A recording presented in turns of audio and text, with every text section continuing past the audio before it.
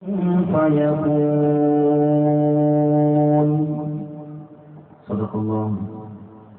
صدق الله مولانا العلي العظيم وصدق وبلغ رسوله النبي الكريم ونحن على ذلك من الشاهدين الشاكرين والحمد لله رب العالمين.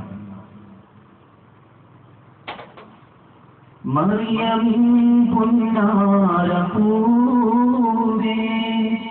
മഹിതരാമി സാമസിഹേ മഹിതരു വാഴ്ത്തിയ നബിയേ മർതബയേറും കനിവേ മർതബയേറും കനിവേ മാറാവ്യാധികൾ മാറ്റി മുജിസത്തേറെയും കാട്ടി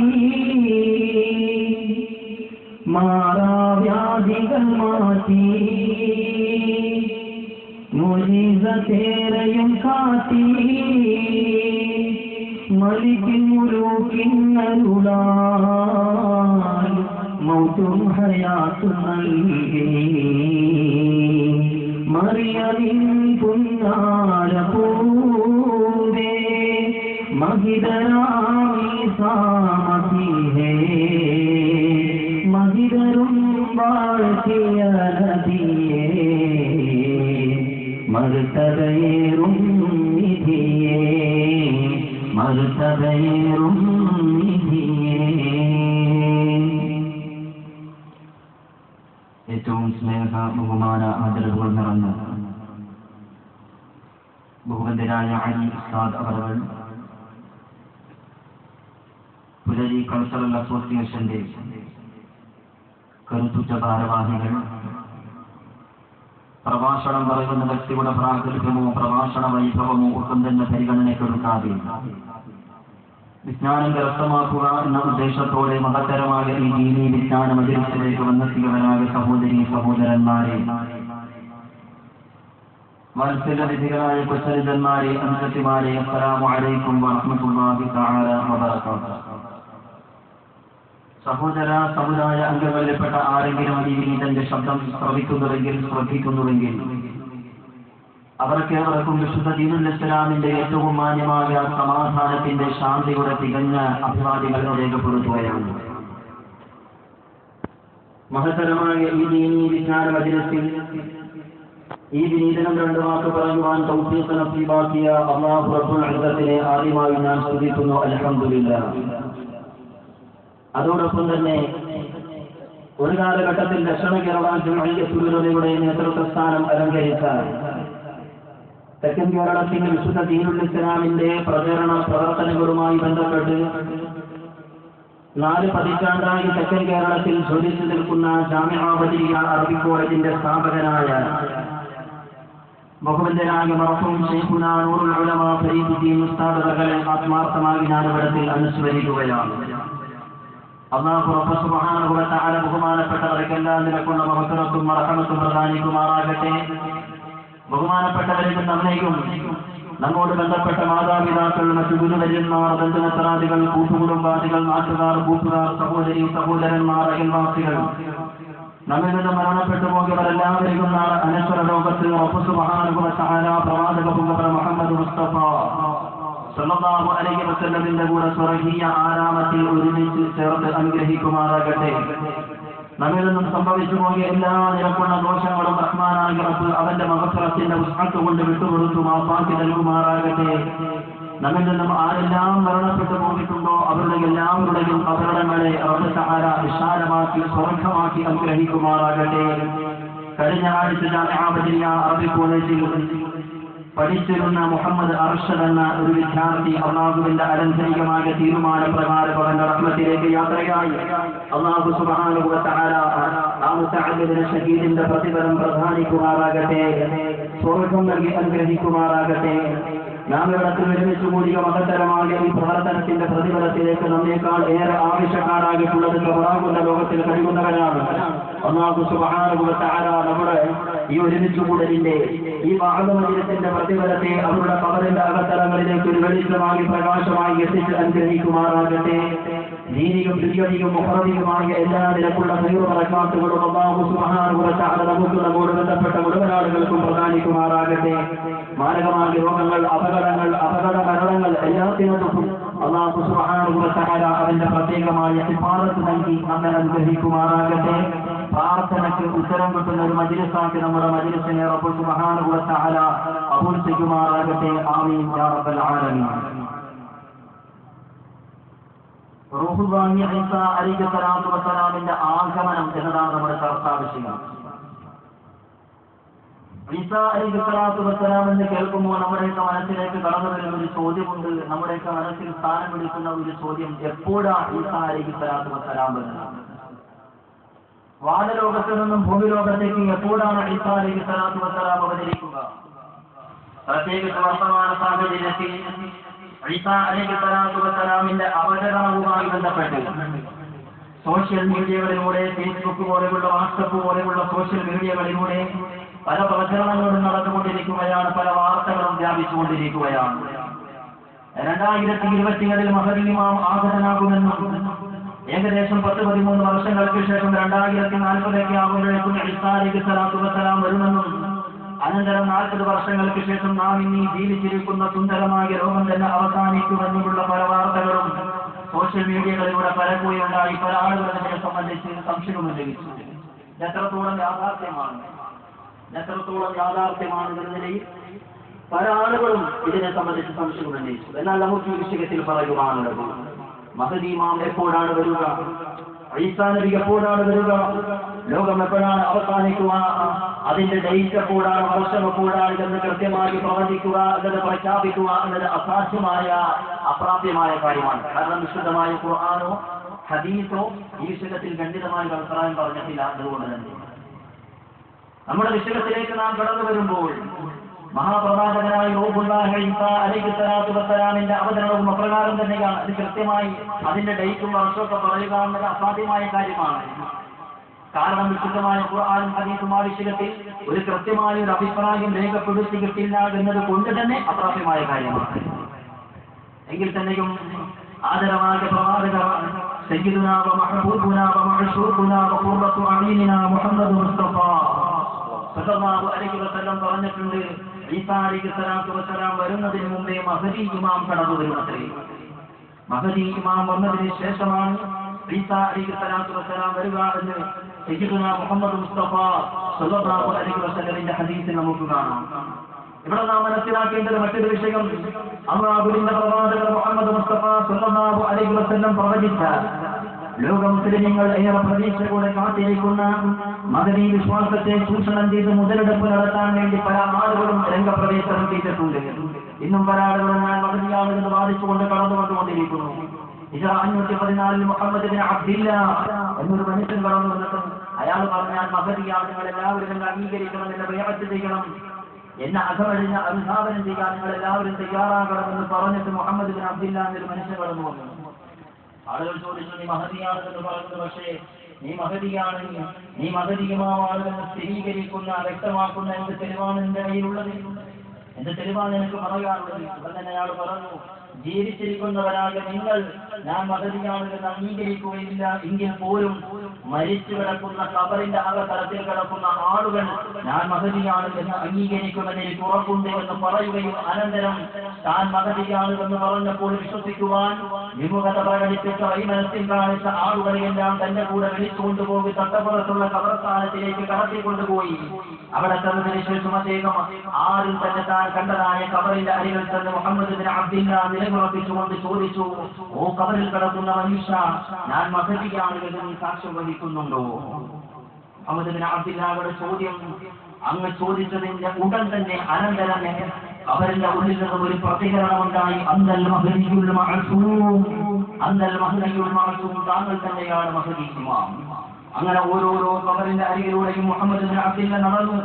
ഓരോ കബറിന്റെ അരികിൽ കണ്ടുകൊണ്ട് ചോദിച്ചു, ഓ കബറിൽ കിടക്കുന്ന മനുഷ്യ, ഞാൻ മഹദി ഇമാമാണ് എന്ന് നീ സാക്ഷ്യം വഹിക്കുന്നുണ്ടോ എന്ന് മുഹമ്മദ് ബിൻ അബ്ദില്ല ഓരോരോ കബറിന്റെ അരികിൽ വന്നുകൊണ്ട് ചോദിക്കുമ്പോഴും ഓരോ ഖബറിന്റെ ഉള്ളകത്തിൽ നിന്നും മഹത്തറത്തിൽ നിന്നും സമാനമായ പ്രതികരണമാണ് ഉണ്ടായത്. അന്തൽ മഹദിയുൽ മഅസൂം, അന്തൽ മഹദിയുൽ മഅസൂം, അന്തൽ മഹദിയുൽ മഅസൂം, അന്തൽ മഹദിയുൽ മഅസൂം.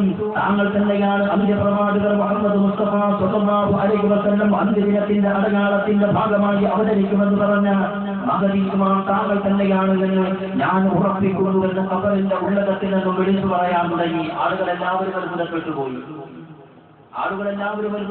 ഇതെന്ത് മറിമായമാണ്, ഇതെന്തൊരു ആശ്ചര്യജനകമാണ്. എല്ലാവരും അത്ഭുതപ്പെട്ട അത്ഭുതപരതന്ത്രരായിരുന്നു. എന്നാൽ എന്റെ പ്രിയപ്പെട്ട മുഅ്മിനീങ്ങളെ, ഇത് മുഹമ്മദ് ഇബ്നു അബ്ദില്ല എന്ന ആ മനുഷ്യരുടെ തന്ത്രം മാത്രമായിരുന്നു. യഥാർത്ഥത്തിൽ ഖബറിന്റെ ഉള്ളകത്തിൽ കിടന്ന് സംസാരിച്ചത് മരിച്ച് ഖബറിൽ കിടക്കുന്ന ആൾക്കാരായിരുന്നില്ല. പിന്നെയോ മുഹമ്മദ് ഇബ്നു അബ്ദില്ല തന്റെ അനുയായികളെല്ലാം വിളിച്ചുകൂട്ടിയിട്ട് പറഞ്ഞു, ഞാൻ മഹദിയാണെന്ന് നിങ്ങളൊക്കെ അംഗീകരിക്കേണ്ടത്, പക്ഷേ പല ആൾക്കാർക്ക് അംഗീകരിക്കാൻ തയ്യാറായിട്ടില്ല. അതുകൊണ്ട് ഞാനൊരു തന്ത്രം പ്രയോഗിക്കാൻ തീരുമാനിച്ചേക്കാം.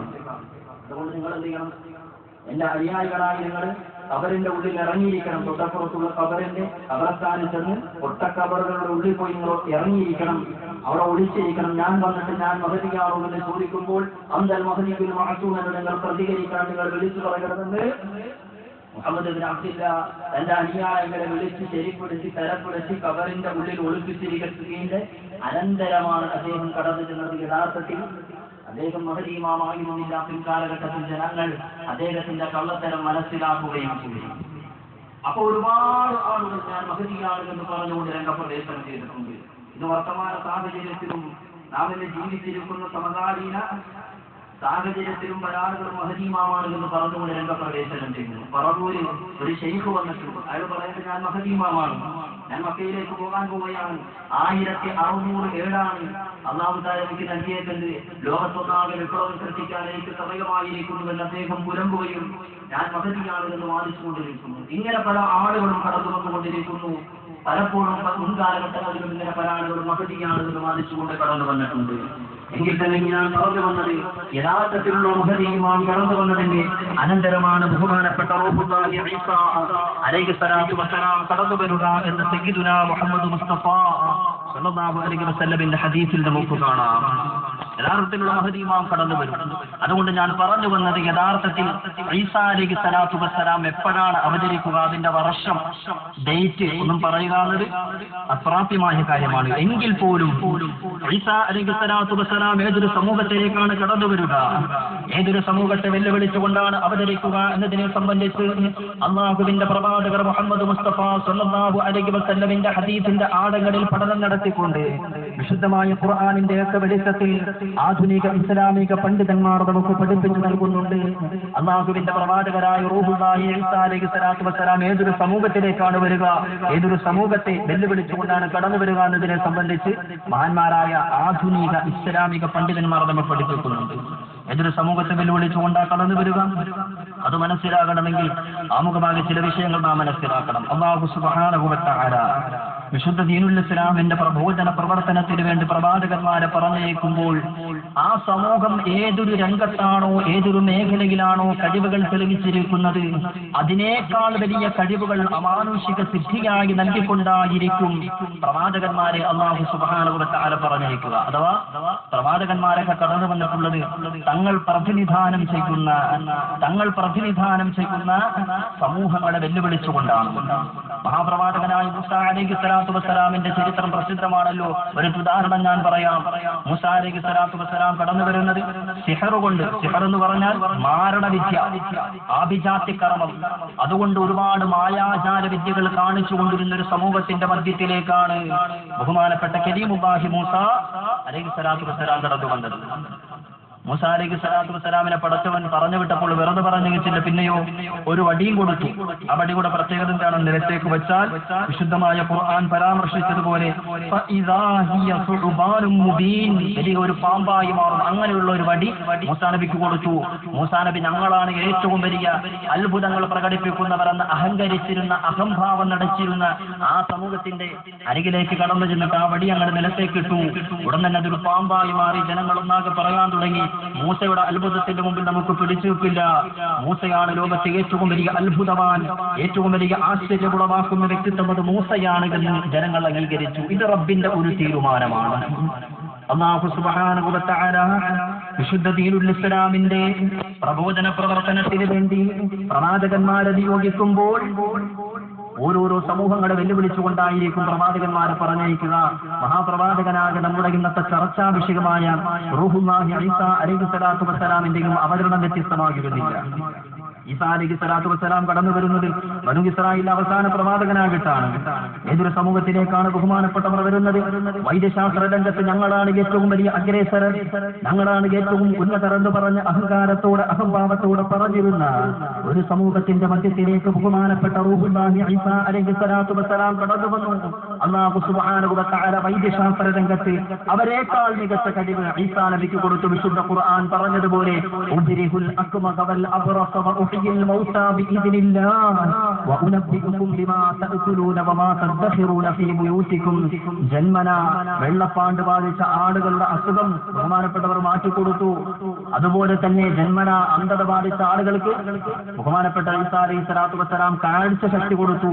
ആ സമൂഹത്തിൽപ്പെട്ട ഡോക്ടർമാർ ചെറിയ ചെറിയ കൊച്ചു കൊച്ചു രോഗങ്ങൾക്ക് ശമനം നൽകുമ്പോൾ അവർ ഒരിക്കലും മാറുകയില്ല, ഭേദപ്പെടുകയില്ല എന്ന് ധരിച്ചു വെച്ച മാരകമായ രോഗങ്ങൾക്ക് വരെ റൂഹുല്ലാഹി ഈസാ അലൈഹിസ്സലാത്തു വസ്സലാം ശമനം നൽകി. ചുരുക്കി പറഞ്ഞാണ് ഈസാ നബി വൈദ്യശാസ്ത്ര രംഗത്ത് ഒരുപാട് മികച്ചു നിൽക്കുന്ന ഒരു വ്യക്തിയായിരുന്നു.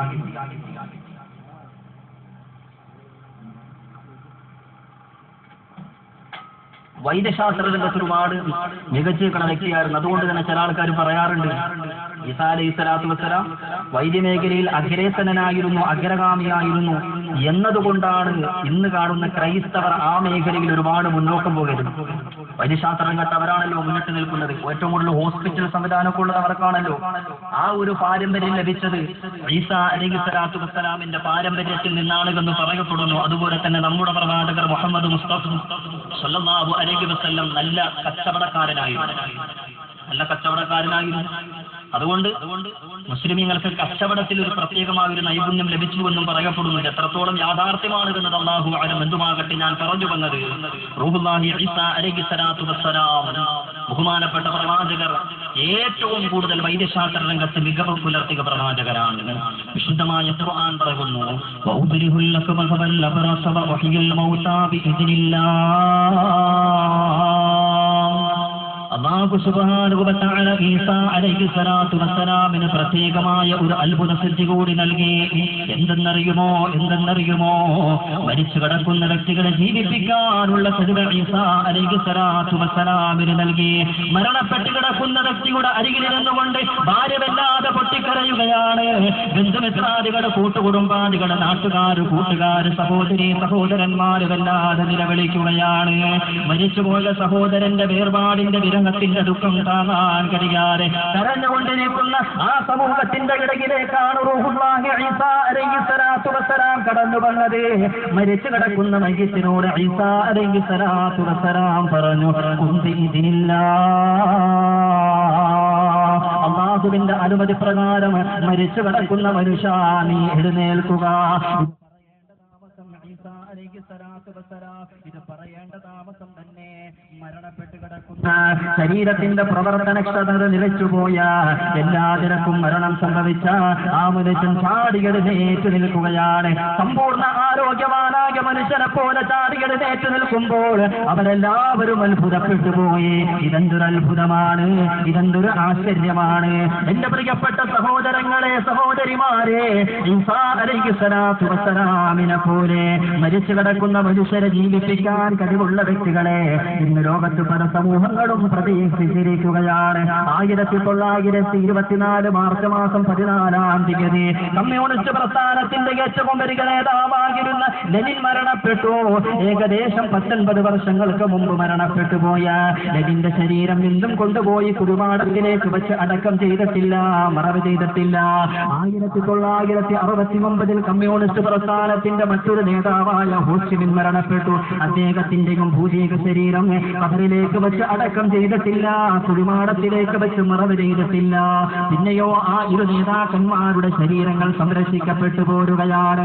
ആധുനിക വൈദ്യശാസ്ത്രത്തിൽ ലോകത്തിന്റെ പ്രത്യേകമായ സംവിധാനങ്ങൾ ഉപയോഗിച്ചുകൊണ്ട് അടുകാതെ ധരിക്കാതെ കേടുപാടുകൾ സംഭവിക്കാതെ സംരക്ഷിക്കപ്പെട്ടു പോരുകയാണ്. എന്തിനു വേണ്ടിയാ സംരക്ഷിക്കപ്പെടുന്നത്? ആ ഇരു നേതാക്കന്മാരുടെയും അനുയായികൾ പറയുന്നു, ഇനി ലോകത്തേക്ക് മരിച്ചു കിടക്കുന്ന മനുഷ്യനെ ജീവിപ്പിക്കാൻ കഴിവുള്ള ഏതെങ്കിലും വ്യക്തികൾ കടന്നു വന്നാൽ ഞങ്ങളുടെ ഈ രണ്ടു നേതാക്കന്മാർക്ക് ഞങ്ങൾ ജീവൻ നൽകും. ഞങ്ങളുടെ നേതാക്കന്മാർ മരിച്ചു പോകേണ്ടവരല്ല, അവർ നശിച്ചു പോകേണ്ടവരല്ല. ഇനിയും ഒരുപാട് സ്വപ്നങ്ങൾ ലോകത്തിന് പഠിപ്പിക്കേണ്ടവരാണ്. ഇനിയും ഒരുപാട് സിദ്ധാന്തങ്ങൾ ലോകത്തിന് പകർന്നേകേണ്ടവരാണ്. അതുകൊണ്ട് എന്റെ പ്രിയപ്പെട്ട മുഅ്മിനീങ്ങളെ, ഈസാ അലൈഹിസ്സലാത്തു വസ്സലാമിനെ പോലെ മരിച്ചു കിടക്കുന്ന മനുഷ്യർക്ക് ജീവൻ നൽകാൻ കഴിവുള്ള പല വ്യക്തികളെയും ഇന്ന് ലോകത്ത് പല സമൂഹങ്ങളും പ്രതീക്ഷിച്ചിരിക്കുകയാണ്. ഞാൻ പറഞ്ഞു വന്നത് റൂഹുല്ലാഹി ഈസാ അലൈഹിസ്സലാത്തു വസ്സലാം മരിച്ചു കിടക്കുന്ന മനുഷ്യന് ജീവൻ നൽകി. ആ സമൂഹമൊന്നാകെ അത്ഭുതപ്പെട്ടു നിന്നുപോയി. അവർ അംഗീകരിച്ചു ഈസാ നബിയുടെ അഗ്രേസരതയെ അവർ അംഗീകരിച്ചുകൊണ്ട് പറഞ്ഞു, വൈദ്യശാസ്ത്രത്തിൽ നമ്മളെല്ലാം മികച്ചവർ. ഈസയെ നികയ്ക്കുവാനും കവച്ചു വയ്ക്കുവാനും നമുക്ക് സാധിക്കുകയില്ല. ഈസയാണ് ഏറ്റവും മികച്ചവൻ, ഈസയാണ് വൈദ്യശാസ്ത്രത്തിൽ ഏറ്റവും അഗ്രഗാമി.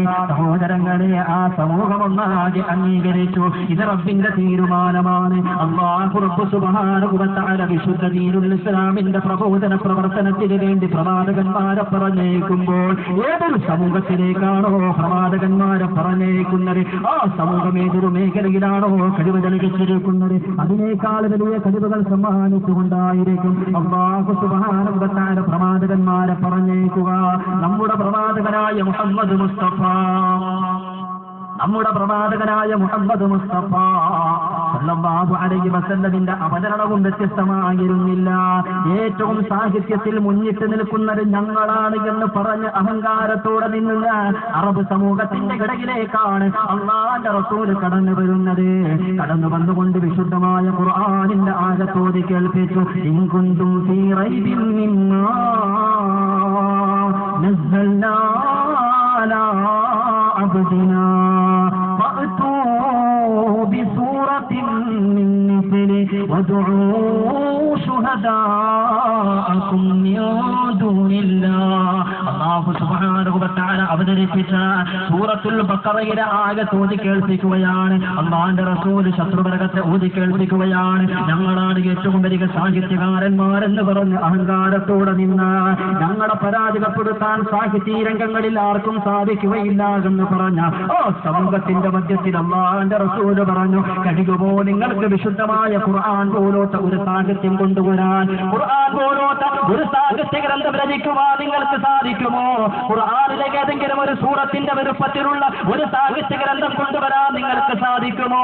സഹോദരങ്ങളെ, സഹോദരിമാരെ, അല്ലാഹുവിന്റെ റസൂലിന്റെ വെല്ലുവിളി ഏറ്റെടുത്തുകൊണ്ട് മക്കയിലെ കുഫാറുകൾ, മക്കയിലെ മുശ്രിക്കുകൾ ഒന്നാകെ പരിശ്രമിച്ചു.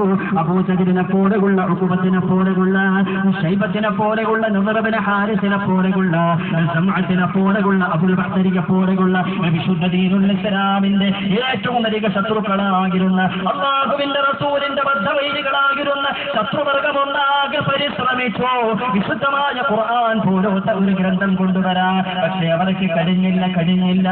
അവർ പരാജയപ്പെട്ടു പോയി. അവർ പരാജയപ്പെട്ടുകൊണ്ട് സമ്മതിക്കുകയാണ്, ഖുർആനിനോടും സാഹിത്യം രചിക്കാൻ ഞങ്ങൾക്ക് കഴിയില്ല. ഖുർആനിന്റെ സാഹിത്യം അവർ അംഗീകരിച്ചു. സഹോദരങ്ങളെ, ഇത് റബ്ബിന്റെ തീരുമാനമാണ്. അല്ലാഹു സുബ്ഹാനഹു വ തആല പ്രവാചകന്മാരെ പറഞ്ഞേക്കുന്നത് ഓരോരോ സമൂഹങ്ങളെ വെല്ലുവിളിച്ചുകൊണ്ടായിരിക്കും. ഇന്ന് നാം മനസ്സിലാക്കണം, ഏതൊരു സമൂഹത്തിലേക്കാണ് ഈസാ അലൈഹിസ്സലാത്തു വസ്സലാം കടന്നു വരുന്നത് എന്നറിയുമോ? ഏതൊരു സമൂഹത്തെ വെല്ലുവിളിച്ചുകൊണ്ടാ ഈസാ അലൈഹിസ്സലാത്തു വസ്സലാം അവതരിക്കുന്നത് എന്നറിയുമോ? മൂസാ അലൈഹിസ്സലാത്തു വസ്സലാം സാഹിര്യങ്ങളെ വെല്ലുവിളിച്ചുകൊണ്ട് കടന്നു വന്നതുപോലെ വൈദ്യശാസ്ത്രകാരന്മാരെ വെല്ലുവിളിച്ചുകൊണ്ട് ഈസാ പ്രവാചകർ ആദ്യാവതരണം കുറിച്ചതുപോലെ നമ്മുടെ പ്രവാചകനായ മുഹമ്മദ് മുസ്തഫ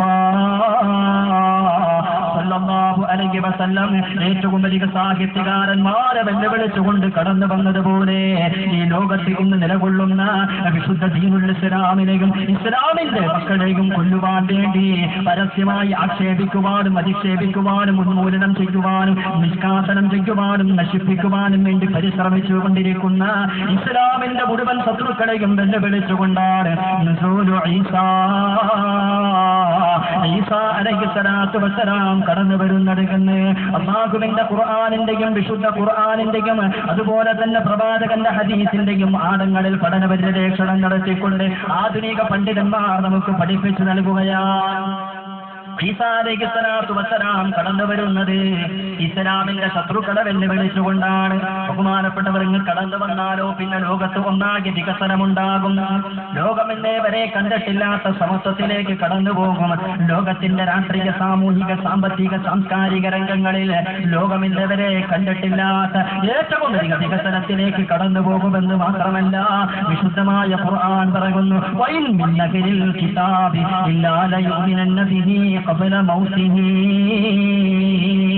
ലോകത്തുള്ള മുഴുവൻ ആളുകളും ഈസാ അലൈഹിസ്സലാത്തു വസ്സലാമിനെ അംഗീകരിക്കും. ഈസയെ കൊന്നുവെന്ന് പറയുന്ന യഹൂദികളും ഈസ ദൈവമാണ് എന്ന് വാദിക്കുന്ന നസ്രാനികൾ അടക്കമുള്ള എല്ലാവരും ഈസാ അലൈഹിസ്സലാത്തു വസ്സലാമിനെ അംഗീകരിച്ചുകൊണ്ട് വിശുദ്ധമായ ദീനുൽ ഇസ്ലാമിന്റെ പതിതമായ ആദർശത്തിലേക്ക് കടന്നു വരുമെന്ന്, ലോകം മുഴുവൻ ഇസ്ലാം ആശ്ലേഷിക്കുമെന്ന്, ഇസ്ലാം സ്വീകരിക്കുമെന്ന് അല്ലാഹുവിന്റെ പവിത്രമായ ഖുർആനുൽ അദീം. വിശുദ്ധ ഖുർആൻ വഇൻ മിൻ അഹ്ലിൽ കിതാബ് ഇല്ലാ ലയുമിനന്ന ബിഹി ഖൗല മൗതിഹി. എല്ലാവരും വിശുദ്ധമായ ദീനുൽ ഇസ്ലാമിലേക്ക് കടന്നു വരും ഈസാ അലൈഹിസ്സലാത്തു വസ്സലാം വരുമ്പോൾ എന്ന് മാത്രമല്ല, അഖില ലോകാടിസ്ഥാനത്തിൽ ആഗോളതലത്തിൽ ഈസാ നബി അലൈഹിസ്സലാത്തു വസ്സലാമിനാൽ ഇസ്ലാമികവൽക്കരിക്കപ്പെടും. ലോകത്തിന്റെ സാമൂഹിക രംഗം ഇസ്ലാമികവൽക്കരിക്കപ്പെടും. ലോകത്തിന്റെ സാമ്പത്തിക രംഗം ഇസ്ലാമികവൽക്കരിക്കപ്പെടും. ലോകത്തിന്റെ സാംസ്കാരിക രംഗം ഇസ്ലാമികവൽക്കരിക്കപ്പെടും. ലോകത്തിന്റെ രാഷ്ട്രീയ രംഗവും ഇസ്ലാമികവൽക്കരിക്കപ്പെടും. അഥവാ ലോകത്താകമാനം ഇസ്ലാമിന്റെ രാഷ്ട്രീയ സമ്പ്രദായം, രാഷ്ട്രീയ വ്യവസ്ഥിതി ബഹുമാനപ്പെട്ട പ്രവാചകർ കൊണ്ടുവരും. ലോകം മുഴുവൻ ഇസ്ലാമിന്റെ ഭരണവ്യവസ്ഥിതി അംഗീകരിക്കും. അത് അംഗീകരിക്കണമെങ്കിൽ ഈസാ നബി ഇങ്ങോട്ട് വന്നം. ഈസാ നബി ഇങ്ങോട്ട് വന്നം. ഇന്നിപ്പോ അതിനുവേണ്ടി ആരൊക്കെ കടന്ന് മസിൽ പിടിച്ചാലും കാര്യമില്ല. ഇന്നിപ്പോ IS എന്ന് പറയുന്ന സംഘടന ഉണ്ടല്ലോ, ഇസ്ലാമിക് സ്റ്റേറ്റ്. അവർ പറയുന്നത് എല്ലാവരും ഇസ്ലാം സ്വീകരിക്കണം, എല്ലാവരും ഇസ്ലാമിന്റെ ഭരണം അംഗീകരിക്കണം എന്നൊക്കെ അവർ പറയുന്നത്. യഥാർത്ഥത്തിൽ നാം മനസ്സിലാക്കേണ്ട ഒരു കാര്യം, ഈ IS എന്ന സംഘടന ഏതെങ്കിലും മുസ്ലിമീങ്ങളുടെയോ അതുമല്ലെങ്കിൽ ഏതെങ്കിലും ഇസ്ലാമിക രാഷ്ട്രങ്ങളുടെയോ സൃഷ്ടിയല്ല. പിന്നെയോ അമേരിക്കയുടെ രഹസ്യാന്വേഷണ ഏജൻസിയായ CIA-യും അതുപോലെ തന്നെ ഇസ്രായേലിന്റെ ചാരസംഘടനയായ മൊസാദിന്റെയും സംയുക്ത ആഭിമുഖ്യത്താൽ രൂപീകരിക്കപ്പെട്ട ഒരു സംഘടനയായ ഇസ്ലാമിന്റെ മുഖം വികൃതമാക്കാൻ വേണ്ടി, ഇസ്ലാം തീവ്രവാദമാണ്, ഭീകരവാദമാണ് എന്ന പ്രചണ്ഡമായ പ്രചരണങ്ങൾ പ്രചരിപ്പിക്കുക എന്ന ഉദ്ദേശത്തോടെ അവർ രൂപീകരിച്ച സംഘടനയാണ്. അവരിൽ നിന്ന് തന്നെ കുറെ ആൾക്കാരെ തെരഞ്ഞെടുത്തിട്ട് ഞങ്ങൾ മുസ്ലിമുകളാണെന്ന് പറഞ്ഞൊരു സംഘടന ഞങ്ങൾ പടച്ചുവിട്ടു. അതിലൂടെ ലോകം തെറ്റിദ്ധരിക്കുന്നത് ഇസ്ലാമിനെ കാണും. എന്തിനേറെ പറയണം, ഹബീബായ മുഹമ്മദ് മുസ്തഫ ഹബീബായ മുഹമ്മദ് മുസ്തഫ സല്ലല്ലാഹു അലൈഹി വസല്ലം ഇത്തരത്തിലുള്ള തീവ്രവാദ ഭീകരവാദ സംഘടനകളെ സംബന്ധിച്ച് അതിൽ പ്രവർത്തിക്കുന്ന വ്യക്തികളുടെ സമീപന ശൈലികളെ കുറിച്ചെല്ലാം വളരെ കൃത്യമായി ഹദീസിന്റെ വാക്യങ്ങളിൽ പരാമർശിക്കുന്നത് കാണാം, പ്രവചിച്ചിരിക്കുന്നത് കാണാം. ഇൻഷാ അല്ലാഹ് അതിനെയൊക്കെ സംബന്ധിച്ച് നമുക്ക് ചർച്ച ചെയ്യാം. അല്ലാഹു സുബ്ഹാനഹു വ തആല അനുഗ്രഹിക്കുമാറാകട്ടെ. ഇൽമിനോട് നമുക്ക് ആത്മാർത്ഥത നൽകി അനുഗ്രഹിക്കുമാറാകട്ടെ. ആമീൻ യാ റബ്ബൽ ആലമീൻ. അപ്പോൾ നാം പറഞ്ഞു വന്നത് നുസൂലു ഈസാ അലൈഹിസ്സലാത്തു വസ്സലാം വരും. ഈസാ അലൈഹിസ്സലാത്തു വസ്സലാം വരുമെന്ന് പറയുമ്പോൾ ഇത് കേവലം നമ്മുടെ മാത്രം വിശ്വാസമല്ല. ആണോ? നമ്മുടെ മാത്രം വിശ്വാസമാണോ? അല്ല. ലോകത്ത് നിന്ന് ജീവിച്ചിരിക്കുന്ന 270 കോടിയോളം വരുന്ന ക്രൈസ്തവരും പറയുന്നത് എന്താ? ജീസസ് വരും, യേശു ക്രിസ്തു വരുമെന്ന് തന്നെയാണ്. വിശ്വാസപരമായി അങ്ങനെ ഒരുപാട് സമാനതകൾ നമുക്ക് കാണാൻ സാധിക്കും. വിശ്വാസപരമായി ക്രൈസ്തവ മതത്തിന്റെയും ഇസ്ലാം മതത്തിന്റെയും ഇടയിൽ നാം ഒന്ന് ചർച്ച ചെയ്താൽ, നാം ഒന്ന് പഠനത്തിന് വിധേയമാക്കിയാൽ, താരതമ്യപ്പെടൽ നടത്തിയാൽ ഒരുപാട് സമാനതകൾ നമുക്ക് കാണാൻ സാധിക്കും. ഉദാഹരണം ഞാൻ പറയാം. ബഹുമാനപ്പെട്ട കലീമുല്ലാഹി മൂസ അലൈഹിസ്സലാത്തു വസ്സലാമിന് അല്ലാഹു സുബ്ഹാനഹു വ തആല കൊടുത്തതായ വടികൊണ്ട് ചെങ്കടലിൽ അടിച്ചപ്പോൾ ചെങ്കടൽ 2 ഭാഗമായി പിളർന്നു. അതിലൂടെ മൂസ നബിയും ബനൂ ഇസ്രായേലി സമൂഹവും രക്ഷപ്പെട്ടു. ഫറോവയും കിങ്കരന്മാരും അതിൽ മരണപ്പെട്ടു എന്നതിനെ സംബന്ധിച്ച് വിശുദ്ധ ഖുർആൻ പറയുന്നു. അതുപോലെ തന്നെ മന്ന, സൽവ എന്നീ പ്രത്യേകമായ ഭക്ഷണങ്ങൾ മൂസാ നബിയുടെ സമൂഹത്തിന് അല്ലാഹു സുബ്ഹാനഹു വ തആല ഇറക്കി കൊടുത്തതിനെ സംബന്ധിച്ച് ഖുർആൻ പറയുന്നുണ്ട്. അതിനെ സംബന്ധിച്ച് ബൈബിളും പറയുന്നുണ്ട്. ബൈബിളും അതിനെ സംബന്ധിച്ച് പറയുന്നുണ്ട്. ചെങ്കടലിൽ നീ എന്നും പാത തെളിച്ചു, മരുവിൽ മക്കൾക്ക് മന്ന ഓടിച്ചു, എരിവെയിലിൽ മേഘത്തണലായി, ഇരുളിൽ സ്നേഹനാളമായി, സീനായി മാമല മുകളിൽ നീ നീതി പ്രമാണങ്ങൾ പകർന്നേകി, ഇസ്രായേലിൻ നാഥനായി വാടുമേഘ ദൈവം ദൈവം, സത്യജീവമാർഗമാണു ദൈവം, മർത്യനായി ഭൂമിയിൽ പിറന്നു സ്നേഹ ദൈവം, നിത്യജീവനേകിടുന്നു ദൈവം. ക്രൈസ്തവരും പറയുന്നു ഈസാ നബി മൂസാ അലൈഹി സ്വലാത്തു വസ്സലാം ചെങ്കടലിൽ അടിച്ചു രണ്ടു ഭാഗമായി മാറി, അതിലൂടെ മൂസാ നബി സമൂഹം രക്ഷപ്പെട്ടു. മന്ന സൽവ എന്ന പ്രത്യേകമായ ഭക്ഷണങ്ങൾ ആ സമൂഹത്തിന് ഇറക്കി കൊടുത്തു എന്ന് ക്രൈസ്തവരുടെ ബൈബിൾ പറയുമ്പോൾ വിശുദ്ധമായ ഖുർആൻ പറയുന്നു. സൂറത്തു ബഖറയിൽ പരാമർശിക്കുന്നു. ബിസ്മില്ലാഹിർ റഹ്മാനിർ റഹീം. وَإِذْ فَرَقْنَا بِكُمُ الْبَحْرَ فَأَنْجَيْنَاكُمْ وَأَغْرَقْنَا آلَ فِرْعَوْنَ وَأَنْتُمْ تَنْظُرُونَ. ചെങ്കടലിൽ അടിച്ച സംഭവമായി പറയുന്നു. മന്നാ സൽവ എന്ന ഭക്ഷണം ഇറക്കി കൊടുത്ത സംഭവം അതേ പേജിൽ തന്നെ ഖുർആൻ പറയുന്നു. وَظَلَّلْنَا عَلَيْكُمُ الْغَمَامَ وَأَنزَلْنَا عَلَيْكُمُ الْمَنَّ وَالسَّلْوَىٰ. ശുദ്ധ ഖുർആൻ. അങ്ങനെ ഒരുപാട് സമാനതകൾ അവരുടെ മതത്തിന്റെയും നമ്മുടെ മതത്തിന്റെയും ഇടയിൽ കാണാൻ സാധിക്കും. അതുപോലെ ഒരു സമാനതയാണ് ഈസാ അലൈഹി സ്വലാത്തു വസ്സലാം വരുമെന്നത്. അത് അവരും വിശ്വസിക്കുന്നു, നമ്മളും വിശ്വസിക്കുന്നു. ഇനി ഞാനൊന്ന് പറയട്ടെ, എന്തിനു വേണ്ടി ഈസാ നബി വരുന്നത്? അല്ലാഹു തആല ഈസാ നബി ആകാശലോകത്തേക്ക് ഉയർത്തി. ആകാശത്ത് വെച്ച് മരിപ്പിക്കാതെ ഈ ഭൂമിയിലേക്ക് പറഞ്ഞേക്കാനുള്ള കാരണം എന്താ? ആകാശത്ത് വെച്ച് മരിക്കോ ഈസാ നബി? മരിക്കോ? ഇതിലൊക്കൊന്നും ഉണ്ട് സഹോദരങ്ങൾ. മരിക്കോ? ഇല്ല. എന്തിനു ഈസ? അല്ലാഹുവിന്റെ റസൂലിന്റെ ഹദീസാണ്. ഈസാ നബി വരും. എന്തിനു വേണ്ടിയാ വരണ്ട്? പടച്ചവൻ അവിടെ റൂഹ് പിടിക്കാതെ ഈ ഭൗതികമായ ലോകത്തിന്റെ ഉപരിമണ്ഡലത്തിലേക്ക് ഈസാ അലൈഹി സ്വലാത്തു വസ്സലാമിനെ പറഞ്ഞയക്കാനുള്ള കാരണമായി ബഹുമാനപ്പെട്ട ഹാഫിദ് ഇബ്നു കസീർ റഹ്മത്തുള്ളാഹി അലൈഹി പറയുന്ന ഒന്നാമത്തെ കാരണം ഇന്നഹു ദഅല്ലാഹു ലമ്മാ റഅ സിഫത മുഹമ്മദിൻ സ്വല്ലല്ലാഹു അലൈഹി വസല്ലം വ ഉമ്മതഹു അയ്യജഅലഹു മിൻഹും ഫസ്തജാബല്ലാഹു ദുആഅ. അല്ലാഹുവിന്റെ പ്രവാചകനായ റൂഹുല്ലാഹി ഈസാ അലൈഹി സ്വലാത്തു വസ്സലാം ഇൻജീലിന്റെ വാചകങ്ങൾ പാരായണം ചെയ്യുമ്പോൾ അതിൽ ആദരവായ പ്രവാചകർ മുഹമ്മദ് മുസ്തഫ സല്ലല്ലാഹു അലൈഹി വസല്ലമിനെ സംബന്ധിച്ചുള്ള പരാമർശം കണ്ടു. ഏറ്റവും ഉത്കൃഷ്ടനായ പ്രവാചകൻ മുഹമ്മദാണ്, ഏറ്റവും പവിത്രതയുള്ള പ്രവാചകൻ മുഹമ്മദാണ്, ഏറ്റവും ശ്രേഷ്ഠതയുള്ള പ്രവാചകൻ മുഹമ്മദാണ്. അതുപോലെ തന്നെ ഏറ്റവും ശ്രേഷ്ഠതയുള്ള സമൂഹം അത് ഉമ്മത്ത് മുഹമ്മദിൻ സല്ലല്ലാഹു അലൈഹി വസല്ലം. പ്രവാചകനായ മുഹമ്മദിന്റെ സമുദായമാണ് ഏറ്റവും ശ്രേഷ്ഠതയുള്ള പവിത്രതയുള്ള സമൂഹമെന്ന് ഈസാ അലൈഹി സ്വലാത്തു വസ്സലാം ബൈബിളിൽ കണ്ടപ്പോൾ അഥവാ ഇൻജീലിൽ കണ്ടപ്പോൾ ഈസാ അലൈഹി സ്വലാത്തു വസ്സലാം ഇരുകരങ്ങളും റബ്ബിന്റെ ദർബാറിലേക്ക് ഉയർത്തിക്കൊണ്ട് പ്രാർത്ഥിക്കുകയാണ്. അല്ലാഹുമ്മ ജഅൽനി ഉമ്മത മുഹമ്മദിൻ സ്വല്ലല്ലാഹു അലൈഹി വസല്ലം. അല്ലാഹുവേ, വിശുദ്ധ പ്രവാചകനായ ദീനുൽ ഇസ്ലാമിന്റെ പ്രബോധന പ്രവർത്തനത്തിന് നാന്ദി കുറിച്ചുകൊണ്ട് കടന്നു വരുന്ന മുഹമ്മദ് മുസ്തഫ സ്വല്ലല്ലാഹു അലൈഹി വസല്ലം എന്ന ഒരു പ്രവാചകനെ സംബന്ധിച്ച് എന്റെ ഇൻജീലിൽ ഞാൻ വാങ്ങിച്ചു. ആ പ്രവാചകന്റെ ശ്രേഷ്ഠത ഞാൻ തിരിച്ചറിഞ്ഞു നാഥാ. അതുകൊണ്ട് റഹ്മാനായ റബ്ബേ, ആ പ്രവാചകന്റെ ഉമ്മത്തിയാകാനുള്ള തൗഫീഖ് എനിക്ക് നൽകണേ അല്ലാഹ്. ദീനുൽ ഇസ്ലാമിന്റെ പ്രബോധന പ്രവർത്തനങ്ങൾക്ക് നാന്ദി കുറിച്ചുകൊണ്ട് കടന്നു വരുന്ന മുഹമ്മദ് മുസ്തഫ സ്വല്ലല്ലാഹു അലൈഹി വസല്ലം എന്ന പ്രവാചകന്റെ ഉമ്മത്തിൽ പുനരവതരിക്കുവാനുള്ള തൗഫീഖ് എനിക്ക് നൽകണേ അല്ലാഹ്. ഈസാ അലൈഹി സ്വലാത്തു വസ്സലാം ഇങ്ങനെ പ്രാർത്ഥിക്കുകയാണ്. ആ പ്രാർത്ഥന അല്ലാഹു സുബ്ഹാനഹു വ തആല സ്വീകരിച്ചതാണ്.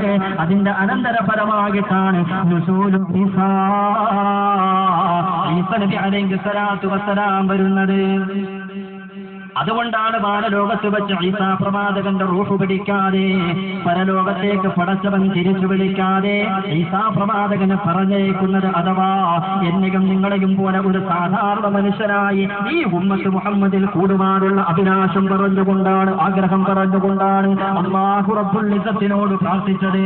എന്റെ പ്രിയപ്പെട്ട സഹോദരങ്ങളെ, എന്ത് മാത്രമല്ല അല്ലാഹുവിന്റെ റസൂലിന്റെ ജീവിത കാലഘട്ടത്തിൽ പ്രവാചകനെ കാണാൻ വേണ്ടി വാനലോകത്തിൽ നിന്ന് ഈസാ അലൈഹി അലൈഹി സ്വലാത്തു വസ്സലാം മക്കയുടെ മണ്ണിലേക്ക് കടന്നു വരുമായിരുന്നു.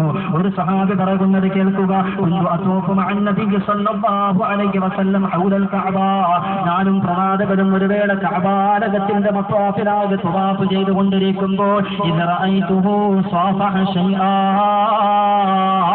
അല്ലാഹുവിന്റെ പ്രവാചകന്റെ മുമ്പിൽ ആരോ വന്ന് പ്രത്യക്ഷപ്പെട്ടതുപോലെ ഞങ്ങൾക്ക് അനുഭവപ്പെട്ടു.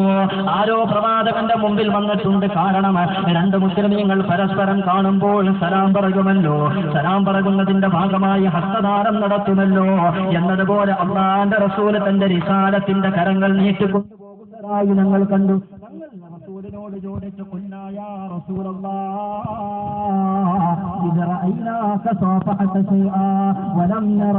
അല്ലാഹുവിന്റെ പ്രവാചകരെ, ആരാ അങ്ങയുടെ അരികിൽ വന്നത്? ആരോ അങ്ങയുടെ അരികിൽ പ്രത്യക്ഷപ്പെട്ടതുപോലെ ഞങ്ങൾക്ക് അനുഭവപ്പെട്ടല്ലോ. ആരാ ആ അദൃശ്യനായി വ്യക്തിയെന്ന് മുഹമ്മദുർ റസൂലുള്ളാഹി സ്വല്ലല്ലാഹു അലൈഹി വസല്ലമയോട് ചോദിക്കുമ്പോൾ ആദരവായി നബി പറഞ്ഞത്, ഖാല ദാലിക അഖീ ഈസ ഇബ്നു മറിയം, അത് മറിയമിന്റെ പുത്രനായ ഈസ നബി അലൈഹി സ്വലാത്തു വസ്സലാമാണ് എന്ന് സയ്യിദുനാ വ മഹബൂബുനാ മുഹമ്മദ് മുജ്തബാ ഈസാ അലൈഹി സ്വലാത്തു വസ്സലാം പ്രവാചകനോടുള്ള അസമ്യമായ അനുരാഗത്തിന്റെ, ഇഷ്ടത്തിന്റെ, പ്രേമത്തിന്റെ പേരിൽ അല്ലാഹുവിന്റെ റസൂലിനെ കാണാൻ വേണ്ടി വാനലോകത്ത് നിന്ന് ഇറങ്ങി വന്നു. എന്തുകൊണ്ടാ? എന്താ പ്രേരണയാകത്? എന്താ പ്രചോദനമാകത്? ഇഞ്ചീലിന്റെ വാചകത്തിൽ ഇത്രത്തോളം പരിശുദ്ധതയുള്ള പ്രവാചകൻ വേറെയില്ലാകുന്ന പരാമർശം കണ്ടപ്പോഴാണ്. സഹോദരങ്ങളെ, ആരെല്ലാം പ്രവാചകരെ മുൻകാല വേദഗ്രന്ഥങ്ങളിൽ നിന്നും പഠിച്ചിട്ടുണ്ടോ അവരെല്ലാം അല്ലാഹുവിന്റെ റസൂലിനെ പിൻപറ്റാൻ വേണ്ടി തയ്യാറായിട്ടുണ്ട്. മക്കയിൽ അദി ഇബ്നു ഹാത്തബ് എന്നൊരു ക്രൈസ്തവ പുരോഹിതനുണ്ടായിരുന്നു. അദ്ദേഹം ഇഞ്ചീൽ വായിച്ചു നോക്കിയപ്പോൾ അല്ലാഹുവിന്റെ റസൂലിനെ സംബന്ധിച്ചുള്ള പരാമർശം അതിൽ കണ്ടു.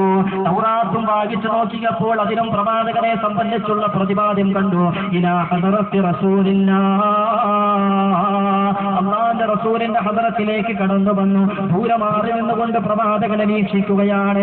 തൗറാത്തിൽ പറഞ്ഞ മുഹമ്മദാണോ ഈ മുഹമ്മദ് എന്നറിയാൻ, ഇഞ്ചീലിൽ പറഞ്ഞ മുഹമ്മദാണോ ഈ മുഹമ്മദ് എന്നറിയാൻ ദൂരെ മാറി നിന്നുകൊണ്ട് അല്ലാഹുവിന്റെ റസൂലിനെ വീക്ഷിക്കുകയാണ്. കുറച്ചു സമയം കഴിഞ്ഞപ്പോൾ അല്ലാഹുവിന്റെ ഹബീബിന്റെ ഹദറത്തിലേക്ക് ഒരു കറുത്ത വർഗ്ഗക്കാരിയായ, കാണാനിടയില്ലാത്ത, സൗന്ദര്യമില്ലാത്ത, നിരൂപിയായ ഒരു പെണ്ണ് കടന്നു വന്നു.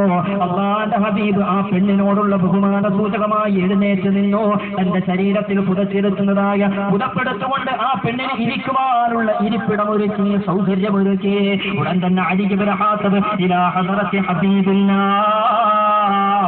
അല്ലാഹുവിന്റെ റസൂലിന്റെ ഹദറത്തിലേക്ക് ഓടി വന്നുകൊണ്ട് പറഞ്ഞു, അശ്ഹദു അല്ലാ ഇലാഹ ഇല്ലല്ലാഹ് വ അന്നക റസൂലുള്ളാഹ്.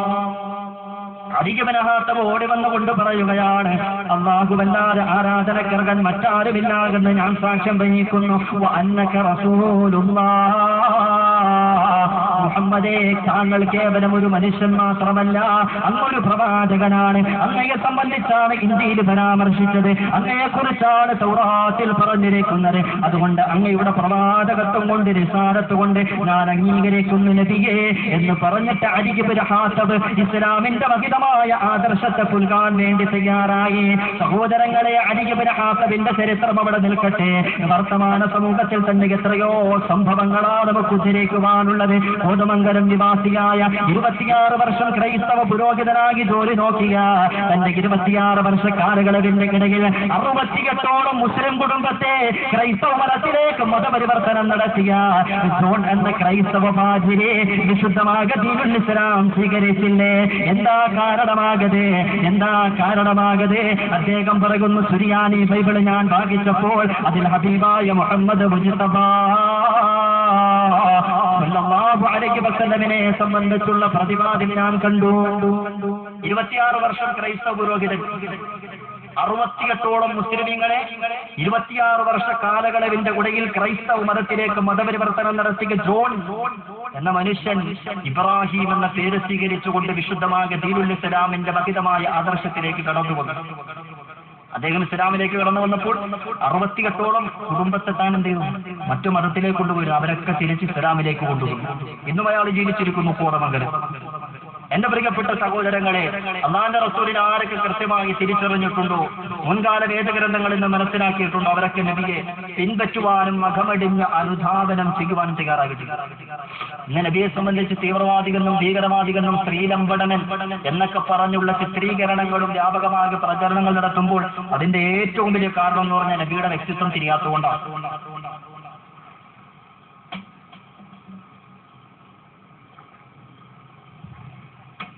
നബിയുടെ വ്യക്തിത്വം തിരിയാത്തതുകൊണ്ടാണ്. നബീനെ ഒരുപാട് വിമർശിക്കാനുള്ള കാരണം വ്യക്തിത്വം തിരിയാത്തതുകൊണ്ടാണ്. ആരാ പ്രവാചകൻ? ലോകത്തിലൊന്നാകെ മഹിതമായ ഒരു ആദർശം പഠിപ്പിച്ച പ്രവാചകനല്ലേ?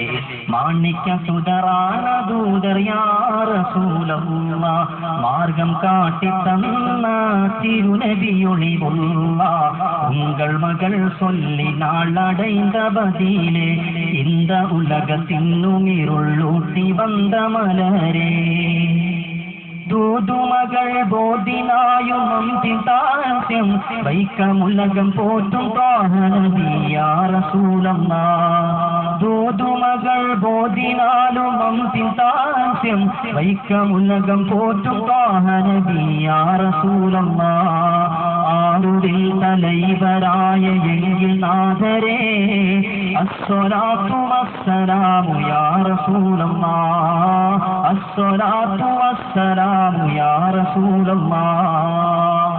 അല്ലാഹുവിന്റെ പ്രവാചകർ മുഹമ്മദ് മുസ്തഫ സല്ലല്ലാഹു അലൈഹി വസല്ലം ലോകത്തിനൊന്നാകെ മഹത്തരമായ ഒരു ആദർശവും മനുഷ്യത്വവും കാരുണ്യവും പഠിപ്പിച്ച പ്രവാചകനാണ്. പ്രവാചകനെ തിരിയാത്തത് കൊണ്ടാണ് ഇതിനെ വിമർശിക്കാനുള്ള കാരണം. അതുപോലെ തന്നെ ഇസ്ലാം ഇത് തീവ്രവാദത്തിന്റെ ഭീകരവാദത്തിന്റെ പ്രത്യക്ഷ ശാസ്ത്രമാണെന്ന് ലോകത്ത് കൊണ്ടുപിടിച്ച അങ്ങനെ പ്രചരിപ്പിക്കാൻ വേണ്ടിയുള്ള പരിശ്രമങ്ങൾ നടക്കുമ്പോൾ അതിന്റെയും ഏറ്റവും വലിയ കാരണം എന്താ?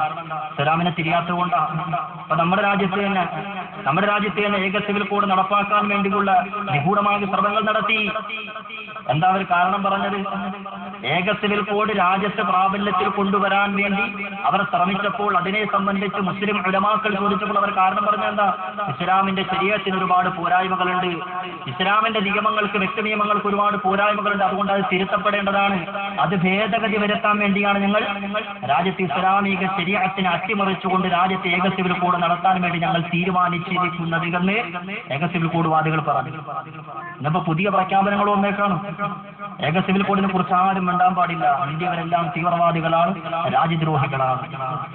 ഏക സിവിൽ കോഡിനെ കുറിച്ച് ആരെങ്കിലും പ്രതിഷേധിച്ചാൽ, ആരെങ്കിലും പ്രതികരണങ്ങൾ നടത്തിയാൽ, ആരെങ്കിലും പ്രതിഷേധ സംഗമങ്ങൾ നടത്തിയാൽ അവരക്കാരാണ്? രാജ്യദ്രോഹികളാണ് അത്ര. അതാ ഞാനും നിങ്ങളെക്കാരാണ്. ആരാണ്? രാജ്യദ്രോഹികളാണ്. എന്റെ പ്രിയപ്പെട്ട സഹോദരങ്ങളെ, സ്വാതന്ത്ര്യാനന്തര ഇന്ത്യയിൽ നടന്ന മുഴുവൻ കലാപങ്ങളുടെയും അക്രമങ്ങളുടെയും തീവ്രവാദ പ്രവർത്തനങ്ങളുടെയും പിന്നാമ്പുറങ്ങളിൽ പ്രവർത്തിച്ചവർ ആരാണ് എന്ന് കൃത്യമായി രാജ്യത്തിന്റെ അന്വേഷണ ഏജൻസിയായ നാഷണൽ ഇൻവെസ്റ്റിഗേഷൻ ഏജൻസി റിപ്പോർട്ട് ചെയ്തിട്ടില്ലേ? ഇന്ന് ഏക സിവിൽ കോഡിന് വേണ്ടി വാദിക്കുന്ന ആളുകളാണ് രാജ്യത്ത്. സ്വാതന്ത്ര്യാനന്തര ഇന്ത്യയിൽ സ്വാതന്ത്ര്യം ലഭിച്ചിട്ട് 70 വർഷമായി. ആ 70 വർഷ കാലങ്ങളിനിടയിൽ ഇവിടെ നടന്ന കലാപങ്ങളുടെയും ബോംബ് സ്ഫോടനങ്ങളുടെയും പിന്നാമ്പുറങ്ങളിൽ പ്രവർത്തിച്ചവർ ഏക സിവിൽ കോഡിന് വേണ്ടി വാദിക്കുന്നവരാണെന്ന് കൃത്യമായി നമ്മുടെ രാജ്യത്തിന്റെ അന്വേഷണ ഏജൻസി പറഞ്ഞില്ലേ?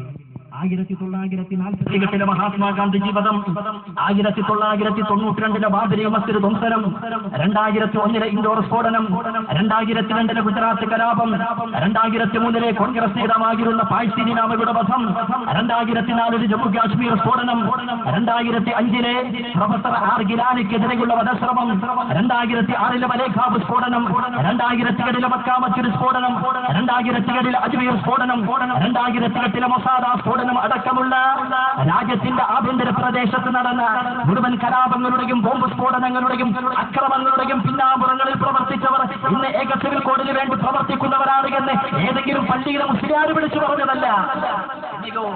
നമ്മുടെ രാജ്യത്തിന്റെ അന്വേഷണ ഏജൻസിയായ നാഷണൽ ഇൻവെസ്റ്റിഗേഷൻ ഏജൻസി വളരെ കൃത്യമായി വളരെ സ്പഷ്ടമായി പഠിപ്പിക്കുകയാണ്. ഇവിടെ നമുക്ക് പറയാനുള്ളത്, ഇസ്ലാമിന്റെ ശരീഅത്തിനെ ഭേദഗതി വരുത്തണമെന്ന് വാദിച്ചുകൊണ്ട് കടന്നു വരുന്ന ഏക സിവിൽ കോഡ് വാദികളായ അതിന് ചുക്കാൻ പിടിക്കുന്ന നേതാക്കന്മാരോടും അതിന്റെ പിന്നണിയിൽ പ്രവർത്തിക്കുന്ന പ്രവർത്തകരോടും നമുക്ക് പറയാനുള്ളത്, നിങ്ങൾ ഇസ്ലാമിനെ പഠിക്കാൻ തയ്യാറാണ്. ഇസ്ലാമിന്റെ ശരീരത്തിന് ഒരുപാട് പോരായ്മയുണ്ടെന്ന് പറഞ്ഞിട്ടല്ല നിങ്ങൾ ഇന്ന് രാജ്യത്തെ ഏക സിവിൽ കോഡ് നടപ്പാക്കാൻ വേണ്ടി തീരുമാനിച്ചിട്ടുള്ളത്. ഇസ്ലാമിനെ പഠിക്കാൻ വേണ്ടി തയ്യാറാകണം. ഇസ്ലാമിന്റെ ശരീഅത്തിനെ സംബന്ധിച്ച് നിങ്ങൾ കൃത്യമാകുന്നു മനനം നടത്തണം. എന്റെ പ്രിയപ്പെട്ട സഹോദരങ്ങളെ, ഒന്ന് പറഞ്ഞാൽ യഥാർത്ഥത്തിൽ ഇങ്ങനെയുള്ള പ്രശ്നങ്ങൾക്ക് കാരണം എന്ന് പറഞ്ഞാൽ നമ്മുടെ ശരീഅത്തിന്റെ നിയമങ്ങളോ നമ്മുടെ ഇബാദത്ത് സംബന്ധമായ നിയമങ്ങളോ മറ്റുള്ളവർക്ക് കൃത്യമായിട്ട് അറിയില്ല എന്നാണ് ഏറ്റവും വലിയ യാഥാർത്ഥ്യം. അല്ലേ? നമ്മുടെ ഇബാദത്ത്, നമ്മുടെ ആചാരങ്ങൾ, നമ്മുടെ ആരാധനകൾ മറ്റുള്ളവർക്ക് കൃത്യമായിട്ട് അറിയാൻ പാടില്ല. ഞാൻ പണ്ട് സ്കൂളിൽ പഠിച്ചുകൊണ്ടിരുന്നപ്പോ വെള്ളിയാഴ്ച ഉച്ചക്ക് ജുമാസ്കരിക്കാൻ പോകും. വെള്ളിയാഴ്ച ഉച്ചക്ക് ജുമാസ്കരിക്കാൻ പോകും. ഗവൺമെന്റ് സ്കൂളാണ്. ജുമാസ്കരിക്കാൻ പോയിട്ട് ഏകദേശം 1:15 ജുമാ കഴിയും. 1:45 സ്കൂളിൽ വെല്ലടിച്ചു. എന്നാൽ പോലും ചില ബിരുദന്മാരുണ്ട് 10 മിനിറ്റിനുള്ളിൽ സ്കൂളിലെത്താനും പറ്റും. എന്നാലും ചില ബിരുദന്മാരെന്തെങ്കിലും ക്ലാസ്സിൽ കയറൂല, ഇങ്ങനെ കറങ്ങി കണ്ണി കണ്ട പാടത്തുകൂടെയും പറമ്പിക്കൂടെയൊക്കെ ഇങ്ങനെ കറങ്ങി അലഞ്ഞിങ്ങനെ നടക്കും. കാരണം സ്കൂളിൽ ബെല്ലടിച്ച് കഴിയുമ്പോൾ കയറി വരും. ടീച്ചർമാരെ പരിപാടി എന്താണെന്നറിയുമോ? ടീച്ചർമാരെ പറ്റിക്കില്ല. നമ്മുടെ ഈ ഭാരത സംബന്ധമായ വിവരങ്ങളൊന്നും അവർക്കും കൃത്യമായിട്ട് അറിയില്ല. അതുകൊണ്ട് അവരെ പറ്റിക്കില്ല. കുറെ ഒരു ദിവസം ഇങ്ങനെ വൈകി വന്നപ്പോൾ ടീച്ചർ ചോദിച്ചു, നിങ്ങളെന്താ വൈകിയത്? ഉടൻ തന്നെ പറഞ്ഞു, ടീച്ചറെ പള്ളിയിൽ ഹൗദ് ഉണ്ടായിരുന്നു ടീച്ചർ, അതുകൊണ്ട് വൈകിയത്. അപ്പൊ ഈ ഹൗദിനെ കേട്ടപ്പോൾ ടീച്ചർ വിചാരിച്ചു ഇതെന്തോ മുസ്ലിങ്ങളുടെ എന്തോ പ്രധാനപ്പെട്ട ആരാധന, ചോദ്യം ചെയ്യാൻ പാടില്ല, ചോദ്യം ചെയ്ത പ്രശ്നമാകും. അങ്ങനെ അവന്മാര് കയറിയിരുന്നു. ടീച്ചർ ക്ലാസ് എടുക്കും കൂടി. കുറച്ച് കഴിഞ്ഞപ്പോ വേറെ കുറേമാര് വരാം. അവന്മാര് വന്നിട്ട് അതൊക്കെ വന്ന് ഇങ്ങനെയൊക്കെയാണ് ക്ലാസ്സിന്. ടീച്ചർ ചോദിച്ചു, നിങ്ങളെന്താ വൈകിയത്? അപ്പൊ അവന്മാര് പറഞ്ഞു, ടീച്ചറെ പള്ളിയിൽ 2 ഖുതുബ ഉണ്ടായിരുന്നു, അതുകൊണ്ട് വൈകി ടീച്ചർ. എല്ലാ വെള്ളിയാഴ്ച 2 ഖുതുബ ഉണ്ട്, ഇവിടേക്കില്ല, അങ്ങനെയല്ലേ? എല്ലാ കാലത്തും ഉണ്ട്. 2 ഖുതുബ ഉണ്ടായിരുന്നു, അതുകൊണ്ട് ഞങ്ങൾ വൈകി. അങ്ങനെ അവന്മാര് കയറിയിരുന്നു. കുറെ സമയം കഴിഞ്ഞപ്പോൾ സ്കൂൾ വിടാൻ 1 മണിക്കൂറുള്ളൂ. അപ്പൊ ദൈവം എന്നെ കുറെ മതി. അമാര് വന്നിട്ട് ടീച്ചർ പറഞ്ഞു, നിങ്ങൾ 1 മണി കയറണ്ട, വീട്ടിലേക്ക് പോകും. എന്നിട്ട് തിങ്കളാഴ്ച വരുമ്പോൾ രക്ഷിതാക്കളിൽപ്പെട്ട ആരെങ്കിലും വിളിച്ചിട്ട് വന്നായി, പാരന്റ്സിനെ വിളിച്ചിട്ട് വന്നായി പൊക്കോളാൻ പറഞ്ഞു. ഇവമാരിട്ട് പോയതല്ല, ടീച്ചറോട്ട് ക്ലാസ്സിൽ കയറ്റിയിരിക്കില്ല. മരുന്ന് ചെയ്താൽ ആർക്കെ തന്നെ അങ്ങോട്ട് നിന്ന്. അവസാനം ടീച്ചർ വെച്ച് നിങ്ങൾ പോളില്ലേ? ഇവിടെ തന്നെ ആ കൂട്ടത്തിൽ ഒരു വില്ലൻ നടന്നു, ഒരു വിരുദ്ധൻ. അവൻ പറഞ്ഞു, ടീച്ചറെ വൈകാൻ കാരണമുണ്ട്. എന്താണ് കാരണം? ഇവിടെ തന്നെ അവൻ പറഞ്ഞു, ടീച്ചറെ പള്ളിയിൽ മയ്യിത്ത് നിസ്കാരം ഉണ്ടായിരുന്നു ടീച്ചർ, അതുകൊണ്ട് മയ്യിത്ത് നിസ്കാരം ഉണ്ടായിരുന്നു പറഞ്ഞപ്പോ ടീച്ചർ പറഞ്ഞു, അതിനിപ്പോ എന്താ, അത് കഴിഞ്ഞിട്ട് വേറെ ഇങ്ങോട്ട് പോലും. അപ്പൊ തന്നെ അവൻ പറയണം, എന്റെ പൊന്നാര ടീച്ചറെ ഈ മയ്യിത്ത് നിസ്കാരം എന്ന് പറഞ്ഞാൽ ചുമ്മാ നിസ്കാരമൊന്നുമില്ല, 1.5 മണിക്കൂറിനായി കയ്യുണ്ടെങ്കിൽ എന്നായി 1.5 മണിക്കൂറിന്റെ മയ്യിത്ത് നിസ്കാരം. അപ്പൊ ടീച്ചർ ക്ലാസ്സിൽ കയറി എനിക്ക് ക്ലാസ്സിൽ കയറ്റി. അപ്പൊ തന്നെ ടീച്ചറുടെ അടുത്ത് പറഞ്ഞു, ടീച്ചറെ പിന്നെ ഒരു സന്തോഷ വാർത്തയുണ്ട്. എന്താണ് സന്തോഷ വാർത്ത? പിന്നെ ടീച്ചറിനൊക്കെ വേണ്ടി ഞങ്ങൾ മയ്യിത്ത് നിസ്കരിച്ചിട്ടുണ്ട് കേട്ടോ. ടീച്ചറിനൊക്കെ വേണ്ടി ഞങ്ങൾ മയ്യിത്ത് നിസ്കരിക്കാം. അപ്പോഴത്തേക്കും ടീച്ചർ പ്രതികരിക്കാം. ടീച്ചർ പറയാണ്, ആ നല്ല പിള്ളേരാണ്, അങ്ങനെ പറഞ്ഞു ടീച്ചർമാർക്ക് വേണ്ടി പ്രാർത്ഥിക്കാം. അപ്പൊ എന്ന് പറഞ്ഞു ഞാൻ പറഞ്ഞെന്താ, ഈ മയ്യിത്ത് നിസ്കാരം എന്താണെന്ന് ടീച്ചറിനെ അറിയാൻ പാടില്ല, ഹൗദ് എന്താണെന്ന് ടീച്ചറിനെ അറിയാൻ പാടില്ല. അതുപോലെ തന്നെ 2 ഖുതുബ എന്ന് പറഞ്ഞ ടീച്ചറിന് വല്ല മനസ്സിലാവും, അറിയാൻ പാടില്ല. എന്നതുപോലെയാണ് ഇന്ന് ഏക സിവിൽ കോഡിന്റെ പേര് പറഞ്ഞ് ഇസ്ലാമിക ശരീഅത്തിന് ഭേദഗതി വരുത്തണമെന്ന് പറയുന്ന ആൾക്കാർക്ക് ഇസ്ലാമിന്റെ നിയമങ്ങളെ സംബന്ധിച്ച് ഒരു കുന്തും അറിയാൻ പാടില്ല, ഒരു മണ്ണാങ്കട്ടി അറിയാൻ പാടില്ല. അതുകൊണ്ട് ഞങ്ങൾക്ക് പറയാനുള്ളത്, ഇസ്ലാമിന്റെ ശരീഅത്തിനെ സംബന്ധിച്ച് ഒന്ന് പഠിക്കാൻ തയ്യാറാകണം. നിങ്ങൾക്ക് പഠിക്കാൻ കഴിയുന്നില്ലെങ്കിൽ വിമർശിക്കാൻ വേണ്ടിയെങ്കിലും ഒന്ന് പഠിക്കണമെന്ന് ഞങ്ങൾ പറയാറ്. അങ്ങനെയുണ്ടല്ലോ, ചില ആൾക്കാർ വിമർശിക്കാൻ വേണ്ടി പഠിക്കും, അവസാനം ചെയ്യും സത്യം ബോധ്യപ്പെടും. മൈക്കിൾ എച്ച് എന്ന് പറഞ്ഞ മനുഷ്യന്റെ അറിവ്, അയാൾ ആദരമായ പ്രവാചകർ മുഹമ്മദ് മുസ്തഫ സ്വല്ലല്ലാഹു അലൈഹി വസല്ലമയെ വിമർശിക്കാൻ വേണ്ടി പഠിച്ചതാണ്. അവസാനം അയാൾ പറഞ്ഞെന്താണ്, മുഹമ്മദ് എന്ന പ്രവാചകനെ തീവ്രവാദത്തിന്റെയും ഭീകരവാദത്തിന്റെയും പ്രതീകമായി ലോകത്ത് ചിത്രീകരിക്കുക എന്ന ഉദ്ദേശത്തോടെയാണ് മുഹമ്മദിനെ ഞാൻ പഠിച്ചത്. പക്ഷേ ഞാൻ പഠിച്ചു കഴിഞ്ഞപ്പോൾ മുഹമ്മദിനെ വാഴ്ത്തുവാനും പുകഴ്ത്തുവാനും പ്രകീർത്തിക്കുവാനും എനിക്ക് ഭാഷാ സാഹിത്യം പഠിക്കേണ്ടി വന്നു. അത്രത്തോളം ഉന്നതമായ വ്യക്തിത്വത്തിന്റെ ഉടമസ്ഥനാണ് മുഹമ്മദ്.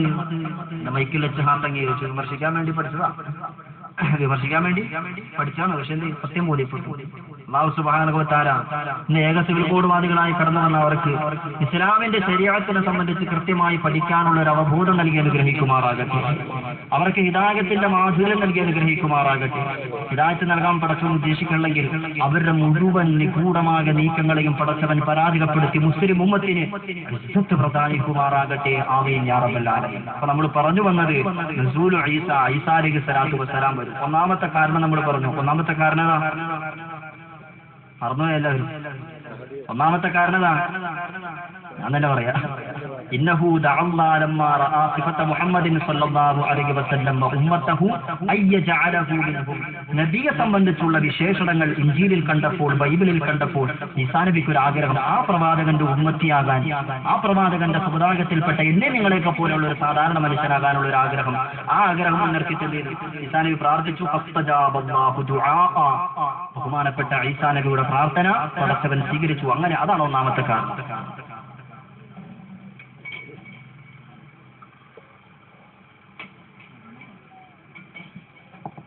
രണ്ടാമത്തെ കാരണം ഈസാ അലൈഹിസ്സലാത്തു വസ്സലാം കടന്നു വരാനുള്ള രണ്ടാമത്തെ കാരണം റദ്ദുൻ അലൽ യഹൂദി ഫീ സഅനിഹിം അന്നഹും ഖതലൂ ഈസാ അലൈഹിസ്സലാത്തു വസ്സലാമിന്റെ ജീവിത കാലഘട്ടത്തിൽ ഒരുപാട് ഉപദ്രവിച്ച, മഹാനവറുകളെ കൊല്ലാൻ വേണ്ടി പരിശ്രമിച്ച ജൂതന്മാരോട് പകരം ചോദിക്കാൻ വേണ്ടിയാണ്, പക വീട്ടാൻ വേണ്ടിയാണ് നസൂലു ഈസാ.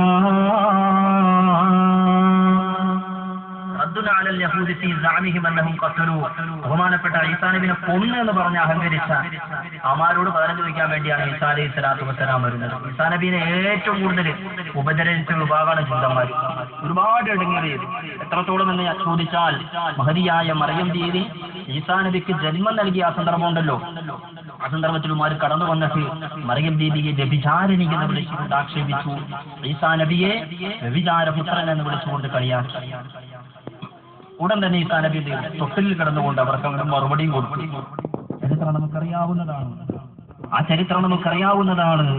മഹദി മണി മറിയം ബീവി തന്നുദരം തന്നില് മന്നവൻ തിരുഹബറിനാലെ റൂഹൊന്നൂതണ് മഹിതമായി ഈസാ മസീഹന്ന് വളരണ മശൂറായി കഥകൾ നാട്ടിലെങ്ങും പൊങ്ങണ്.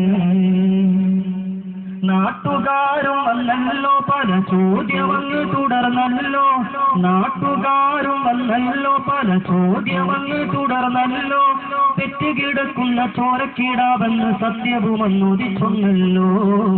പ്രവാചക പൂവാണ് തെരിയൊന്റെ നൂറാണ്, പ്രവാചക പൂവാണ് തെരിയൊന്റെ നൂറാണ്.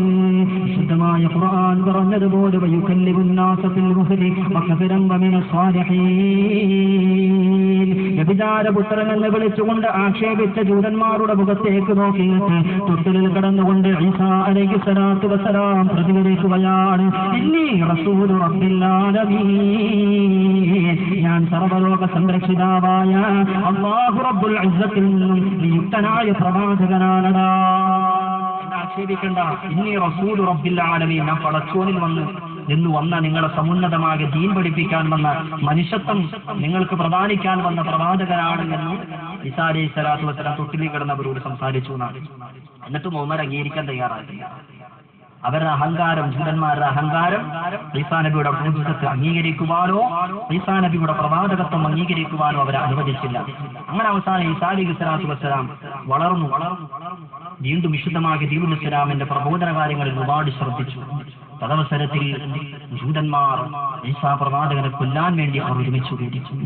ശുദ്ധമായ ഖുർആൻ പറയുന്നു, ഫലമ്മാ അഹസ്സ ഈസാ മിൻഹുൽ കുഫ്റ ഖാല മൻ അൻസാരി ഇലല്ലാഹ് ഖാലൽ ഹവാരിയൂന നഹ്നു അൻസാറുല്ലാഹ്.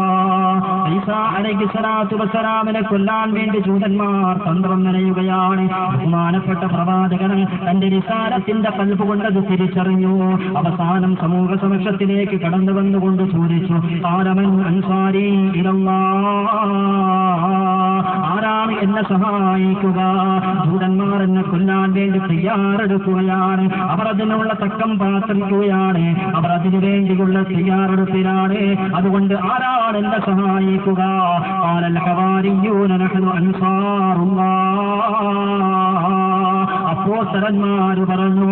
അപ്പോസ്തലന്മാരെന്ന് പറഞ്ഞാൽ ബൈബിളിന്റെ കഥകളിൽ പരാമർശിച്ചിട്ടുള്ള യേശു ക്രിസ്തുവിനെ ഒറ്റുകൊടുത്ത യൂദാസ് ഉൾപ്പെടെയുള്ള 12ഓളം വരുന്ന ചെറുപ്പക്കാരാണ്. അവർ പറഞ്ഞു, ഖാലൽ ഹവാരിയൂന നഹ്നു അൻസാറുല്ലാഹ്, ഞങ്ങൾ അല്ലാഹുവിന്റെ സഹായികളാണ്. ഈസാ നബിയെ, അങ്ങ് വിശുദ്ധ ദീനുൽ ഇസ്ലാമിന്റെ പ്രബോധന കാര്യത്തിൽ ശ്രദ്ധിച്ചുകൊള്ളുക, അങ്ങ് പേടിക്കേണ്ടതില്ല.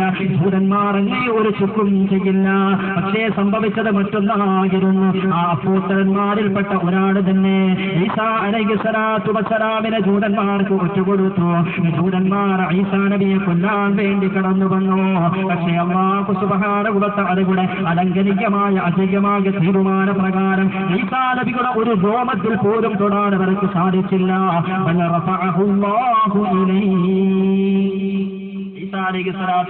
അല്ലാഹു തആല ആകാശ ആരോഹണത്തിനുള്ള അവസരം ഒരുക്കി വാനലോകത്തേക്ക്, ആകാശത്തേക്ക് ഉയർത്തി. എന്നാലും ജൂതന്മാർ പറഞ്ഞു, ഞങ്ങൾ ഈസയെ കൊന്നു.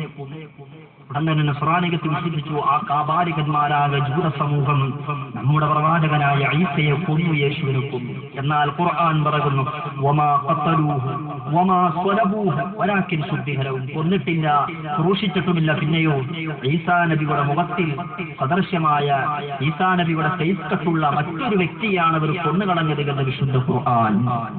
ഈസാ നബിനെ തൊടാൻ അവർക്ക് സാധിച്ചില്ല. എങ്കിൽ തന്നെയും ബഹുമാനപ്പെട്ട ഈസാ പ്രവാചകന്റെ ഉമ്മ മറിയം ബീവി, ക്രൈസ്തവരുടെ ഭാഷയിൽ മേരി, മറിയം ബീവി വരെ വിശ്വസിക്കുക എന്താണ്, എന്റെ മോൻ മരിച്ചുപോയി എന്നാണ്. എല്ലാ ദിവസവും മറിയം ബീവി ഒരു ഖബറിനരികെ പോയി ഇങ്ങനെ സിയാറത്ത് ചെയ്യും. മകന്റെ ഖബറാണെന്ന് ധരിച്ചിട്ട് സിയാറത്ത് ചെയ്യും. തദവസരത്തിൽ ഒരു സന്ദർഭത്തിൽ ബഹുമാനപ്പെട്ട മുഖറബുൽ അംലാഖ് മലക്ക് ജിബ്രീൽ അലൈഹിസ്സലാത്തു വസ്സലാം ഗബ്രിയേൽ മാലാഖ കടന്നു വന്നു. എന്നിട്ട് പറഞ്ഞു, മറിയമേ നീ എങ്ങടായി പോകുന്നത്? അയിന തുരീദീന, നീ എങ്ങടായി പോകുന്നത്? എന്തുദ്ദേശിച്ചാ പോകുന്നത്? ഉടൻ തന്നെ പറഞ്ഞു, അസൂർ ഖബറൽ മസീഹ്, ഞാൻ എന്റെ മകനായ ഈസാ മസീഹിന്റെ ഖബർ സിയാറത്ത് ചെയ്യാൻ വേണ്ടി പോണം. അപ്പൊ പറഞ്ഞു, നീ പേടിക്കണ്ട, ലൈസ ഹാദൽ മസീഹ് ഖബർ ഈസായുടെ ഖബറൊന്നുമല്ല. പിന്നെയോ ഇന്നല്ലാഹ ഖദ് റഫഅ ഇലൈഹി, അല്ലാഹു സുബ്ഹാനഹു വ തആല അവന്റെ തിരുസമക്ഷത്തിലേക്ക് നിന്റെ മകനെ ഉയർത്തിയിരിക്കുകയാണ്. നീ പേടിക്കൊന്നും വേണ്ട, നിന്റെ മകൻ മരിച്ചിട്ടില്ല, അല്ലാഹുവിന്റെ അടുക്കൽ സുരക്ഷിതനാണ് എന്ന് മുഖറബുൽ അംലാഖ് മലക്ക് ജിബ്രീൽ അലൈഹിസ്സലാത്തു വസ്സലാം മഹദിയായ മറിയം ബീവിയോട്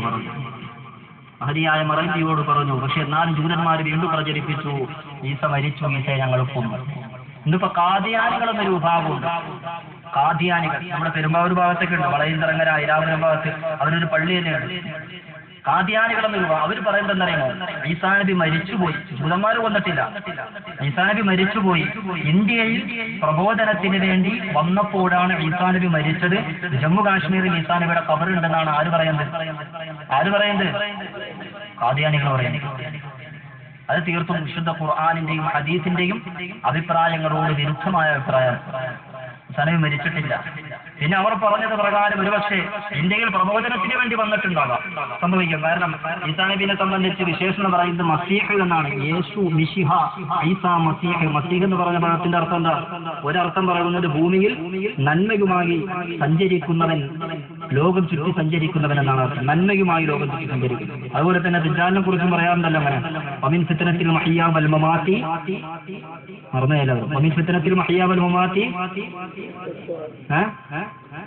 വമിൻ ഫിത്നത്തിൽ മസീഹ് ദജ്ജാൽ. മസീഹ് ദജ്ജാൽ, ദജ്ജാലിനെ കുറിച്ച് മസീഹ് എന്ന് പറയാനുള്ള കാരണം എന്താണെന്നറിയോ? അവൻ ലോകത്തിന് വന്നിട്ട് എന്തെങ്കിലും കുഴപ്പങ്ങളുമായിട്ട് ലോകത്തിൽ ഇങ്ങനെ സഞ്ചരിക്കും. അതുകൊണ്ടാണ് ദജ്ജാലിനെ കുറിച്ച് മസീഹ് എന്ന് പറയാനുള്ളത്. ഈസാ അലൈഹിസ്സലാത്തു വസ്സലാം ഖാദിയാനികൾ പറഞ്ഞ പോലെ അതുപോലെ ഇന്ത്യയിൽ വരാൻ സാധ്യതയുണ്ട്. കാരണം മസീഹ് ലോകം ചുറ്റി സഞ്ചരിക്കുന്നു. അപ്പൊ ഇന്ത്യയിലും വന്നിട്ടുണ്ടാകാം. അതുപോലെ തന്നെ ക്രൈസ്തവരായ ചില ആളുകൾ എഴുതിയിട്ടുള്ള ഗ്രന്ഥങ്ങളിലും അങ്ങനെ രേഖപ്പെട്ട് കിടക്കുന്നത് കാണാം. The last temptation of Jesus Christ എന്ന ഗ്രന്ഥത്തിൽ Jesus lived in India his unknown life before and after crucifixion എന്നീ ഗ്രന്ഥങ്ങളിലെല്ലാം ഈസാ നബി അലൈഹിസ്സലാത്തു വസ്സലാം ഇന്ത്യയിൽ വന്നിരുന്നു, യേശു ഇന്ത്യയിൽ പ്രബോധനത്തിന് വേണ്ടി അവതരിച്ചിട്ടുണ്ട് എന്നതിനെ സംബന്ധിച്ചുള്ള പരാമർശങ്ങളുണ്ട്. എന്തുമാകട്ടെ, ഞാൻ പറഞ്ഞു വന്നത് ജൂതന്മാർ പുലർത്തിയത് ഞങ്ങൾ കൊന്നു എന്നാണ്. അവർ കൊന്നു എന്ന് പറയാൻ വേണ്ടി ഒരു കാരണമുണ്ട്. എന്താണെന്നറിയോ? ആർക്കറിയോ? ജൂതന്മാര് ഞങ്ങൾ യേശുവിനെ കൊന്നു, ഈസയെ കൊന്നു എന്ന് പറയാൻ ഒരു കാരണമുണ്ട്. എന്താണെന്നറിയോ? കാരണമൊന്നുമില്ല, അവർ ഒരുപാട് പ്രവാചകന്മാരെ ഇതിനൊന്നും കൊന്നുകളഞ്ഞിട്ടുണ്ട്. ശുദ്ധ ഖുർആൻ പറയുന്നു, ഇന്നല്ലദീന യക്ഫുറൂന ബിആയാതില്ലാഹി വയഖ്തുലൂന നബിയ്യീന ബിഗൈരി ഹഖ് വയഖ്തുലൂന അല്ലദീന യഅ്മുറൂന ബിൽ ഖിസ്തി മിനൻ നാസ് ഫബശ്ശിർഹും ബിഅദാബിൻ അലീം.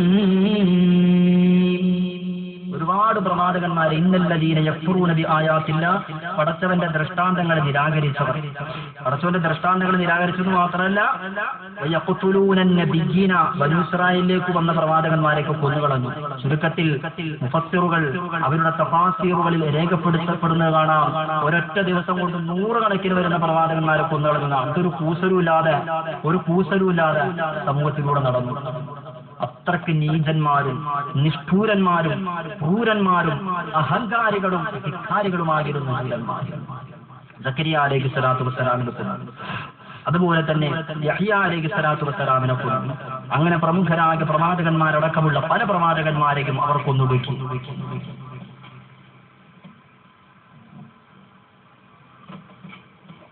ഒരു കാലഘട്ടത്തിൽ പ്രവാചകന്മാരെ കൊന്ന ആളുകൾ ഇന്ന് ആ പ്രവാചകന്മാരുടെ അധ്യാപനങ്ങളെ അംഗീകരിച്ച് ജീവിക്കുന്ന മുസ്ലിമീങ്ങളെ കൊന്നൊടുക്കിക്കൊണ്ടിരിക്കുന്ന കാഴ്ച കാണാം അല്ലെ? ഫലസ്തീന്റെ മണ്ണിൽ നമുക്ക് മറക്കാൻ കഴിയോ ഫലസ്തീനിലെ മുസൽമാൻകളെ ആ കഥകളോർത്താൽ നൊമ്പരം ഫാസിസം നിറഞ്ഞ ജൂതകിരാതർ കാട്ടിയ താണ്ഡവം കൽവ് നിറയും രംഗമല്ലേ ആ തെരുവിൻ വീഥികൾ കനവിലമരും കണ്ടിടുന്നു ബോംബുകൾ വെടിക്കോപ്പുകൾ വെടിക്കോപ്പുകൾ. എന്റെ പ്രിയം നിറഞ്ഞ സഹോദരങ്ങളെ, സഹോദരിമാരെ, ചരിത്രത്തിന് അറ്റമില്ല, അസ്തമാനമില്ല, അവസാനമില്ലാത്ത അറ്റമില്ലാത്ത അസ്തമാനമില്ലാത്ത ചരിത്രത്തിന്റെ ആവർത്തന വിരസത പോലെ വർത്തമാന സമൂഹത്തിൽ ഫലസ്തീന്റെ മക്കളെ ഇന്ന് ജൂദായിസം അരും കൊലക്ക് വിധേയരാക്കപ്പെട്ടുകൊണ്ടിരിക്കുകയാണ്. നാം ദിനവൃത്താന്ത മാധ്യമങ്ങളിൽ വാങ്ങിച്ചറിഞ്ഞവരാണ്. എന്റെ പ്രിയം നിറഞ്ഞ മുഅ്മിനീങ്ങളെ, ഇത് ചരിത്രത്തിന്റെ തനിയാവർത്തനമാണ്, ചരിത്രത്തിന്റെ തനിയാവർത്തനമാണ്. ഒരു കാലഘട്ടത്തിൽ പ്രവാചകന്മാരെ കൊന്നൊടുക്കിയവർ, പ്രവാചകന്മാരെ നിഷ്ഠൂരം കൊലപ്പെടുത്തിയവർ, ഇന്ന് ആ പ്രവാചകന്മാർ പ്രബോധിപ്പിച്ച പ്രത്യേക ശാസ്ത്രത്തിന്റെ പ്രതിനിധികളായ മുസ്ലിമീങ്ങളെ കൊലപ്പെടുത്തിക്കൊണ്ടിരിക്കുന്ന കാഴ്ചയാ നാം കണ്ടുകൊണ്ടിരിക്കുന്നത്. ദിനവൃത്താന്ത മാധ്യമങ്ങളിലൂടെയും ദൃശ്യശ്രവ്യ മാധ്യമങ്ങളിലൂടെയും നാം വായിക്കുകയും കേൾക്കുകയും കാണുകയും ഒക്കെ ചെയ്തതാ. ഫലസ്തീനിലെ പാവപ്പെട്ടവരായ മുസ്ലിം ചെറുപ്പക്കാരെ പിടിച്ചുകൊണ്ടുപോയി അവരുടെ കൈകാലുകൾ കെട്ടികെട്ടി അവസാനം അവരുടെ ഗുഹ്യഭാഗത്തിലേക്ക് വൈദ്യുതി ആഘാതം കടത്തിവിടുമ്പോൾ വല്ലാതെ നൊമ്പരപ്പെട്ട് ഇഹലോകവാസം വെടിഞ്ഞുപോയ നൂറുകണക്കിന് വരുന്ന ഫലസ്തീന്റെ മുസ്ലിമീകളെ നമുക്ക് മറക്കാൻ കഴിയില്ല. ജൂദായിസത്തിന്റെ മൃഗീയമായ ക്രൂരമായ പീഡനങ്ങൾക്ക് വിധേയരായ നൂറുകണക്കിന് വരുന്ന ഫലസ്തീനിലെ ഉന്നതങ്ങന്മാരെ നമുക്ക് മറക്കാൻ കഴിയില്ല. കൊന്നുകളഞ്ഞുവെന്ന് മാത്രമല്ല, ജൂദായിസം അവരുടെ മയ്യത്തിനോട് പോലും ഒരു മാന്യമായ സമീപനം സ്വീകരിച്ചില്ലല്ലോ. മയ്യത്തുകളെല്ലാം കൂട്ടിക്കെട്ടി കത്തിച്ചു കരിഞ്ഞ് ചാമ്പലാക്കി കളഞ്ഞില്ലേ? സഹോദരങ്ങളെ, ഇതാരുടെ മയ്യത്താളുകളൊന്നും തിരിച്ചറിയാൻ കഴിയാത്ത നിലയിൽ ഇതൊരു പെണ്ണിന്റെ ശരീരമാണോ, ഇതൊരാണിന്റെ ശരീരമാണോ എന്നല്ല, ഇതൊരു മനുഷ്യന്റെ ശരീരമാണോ എന്ന് പോലും തിരിച്ചറിയാൻ കഴിയാത്ത നിലയിൽ അത്രമാത്രം കത്തിച്ചു കരിച്ച് ചാമ്പലാക്കി കളഞ്ഞില്ലേ? എന്റെ പ്രിയം നിറഞ്ഞ സഹോദരങ്ങളെ, സഹോദരിമാരെ, എന്റെയും നിങ്ങളുടെയൊക്കെ വീട്ടിൽ എന്തെങ്കിലും ഒരു പരിപാടി നടന്നാൽ, അതുമല്ലെങ്കിൽ ഒരു പെരുന്നാട് വന്നാൽ ഡ്രസ് എടുക്കാൻ വേണ്ടി നാം ടെക്സ്റ്റൈൽസുകളിലേക്ക് പോകാറുണ്ട്, വസ്ത്രാലയങ്ങളിലേക്ക് കടന്നു പോകാറുണ്ട്. അവിടെ ചെന്നിട്ട് നമുക്ക് അനുയോജ്യമായ ഡ്രസ്സുകൾ നാം തിരഞ്ഞെടുക്കും, നമുക്ക് ഏറ്റവും നാച്ചാളുകളെന്ന് തോന്നുന്ന ഡ്രസ്സുകൾ നാം തിരഞ്ഞെടുക്കും. എന്നതുപോലെ ഫലസ്തീനിലെ ബാലികാപാലന്മാരായ പിഞ്ചുപാര്യങ്ങൾ കത്തിക്കരിഞ്ഞ് ചാമ്പലായി കിടക്കുന്ന മയ്യത്തുകളുടെ അരികിലേക്ക് നടക്കുകയാണ്. ഓരോ മയ്യത്തുകളും മാറ്റി മാറ്റി നോക്കുകയാണ്, തിരഞ്ഞു നോക്കുകയാണ്. ഇതിലെന്റെ ഉമ്മയുണ്ടോ, ഇതിലെന്റെ ഉപ്പയുണ്ടോ, ഇതിലെന്റെ ഇക്കാക്കയുണ്ടോ, ഇതിലെന്റെ ഇത്താത്തയുണ്ടോ, ഇതിലെന്റെ കൊച്ചനുജനുണ്ടോ, ഇതിലെന്റെ കൊച്ചനുജത്തിയുണ്ടോ? വല്ലാത്ത നൊമ്പരപ്പെടുത്തുന്ന കാഴ്ചയാ സഹോദരാ, വല്ലാത്ത സങ്കടം മനസ്സിന്റെ അകത്തലത്തിലേക്ക് നിറയ്ക്കുന്ന കാഴ്ചയാ സഹോദരി. എന്റെ പ്രിയപ്പെട്ട സദസ്സിനോട് എനിക്ക് ചോദിക്കുവാനുള്ളത്, ഫലസ്തീനിലെ മുസ്ലിമീങ്ങൾ ആക്രമിക്കപ്പെട്ടപ്പോൾ, ലബനോനിലെ മുസ്ലിമീങ്ങൾ ആക്രമിക്കപ്പെട്ടപ്പോൾ, റോഹിംഗ്യയിലെ മുസ്ലിമീങ്ങൾ ആക്രമിക്കപ്പെട്ടപ്പോൾ, സിറിയയിലെ മുസ്ലിമീങ്ങൾ ആക്രമിക്കപ്പെട്ടപ്പോൾ, ലോകത്തിന്റെ വിവിധ ഭാഗങ്ങളിൽ മുസ്ലിമീങ്ങൾ നിരവധി പീഡനങ്ങൾക്ക് വിധേയരാക്കപ്പെട്ടപ്പോൾ ആ മുസ്ലിമീങ്ങൾക്ക് വേണ്ടി ആയുധമെടുക്കുക എന്റെ പ്രിയം നിറഞ്ഞ ചെറുപ്പക്കാരാ, എന്നെ കേൾക്കുന്ന സഹോദരി, നമുക്ക് സാധിച്ചുവോ? അല്ലാഹുവിന്റെ റസൂല് നമ്മുടെ കയ്യിലൊരു ആയുധം തന്നെ ഏൽപ്പിച്ചിട്ടില്ലേ?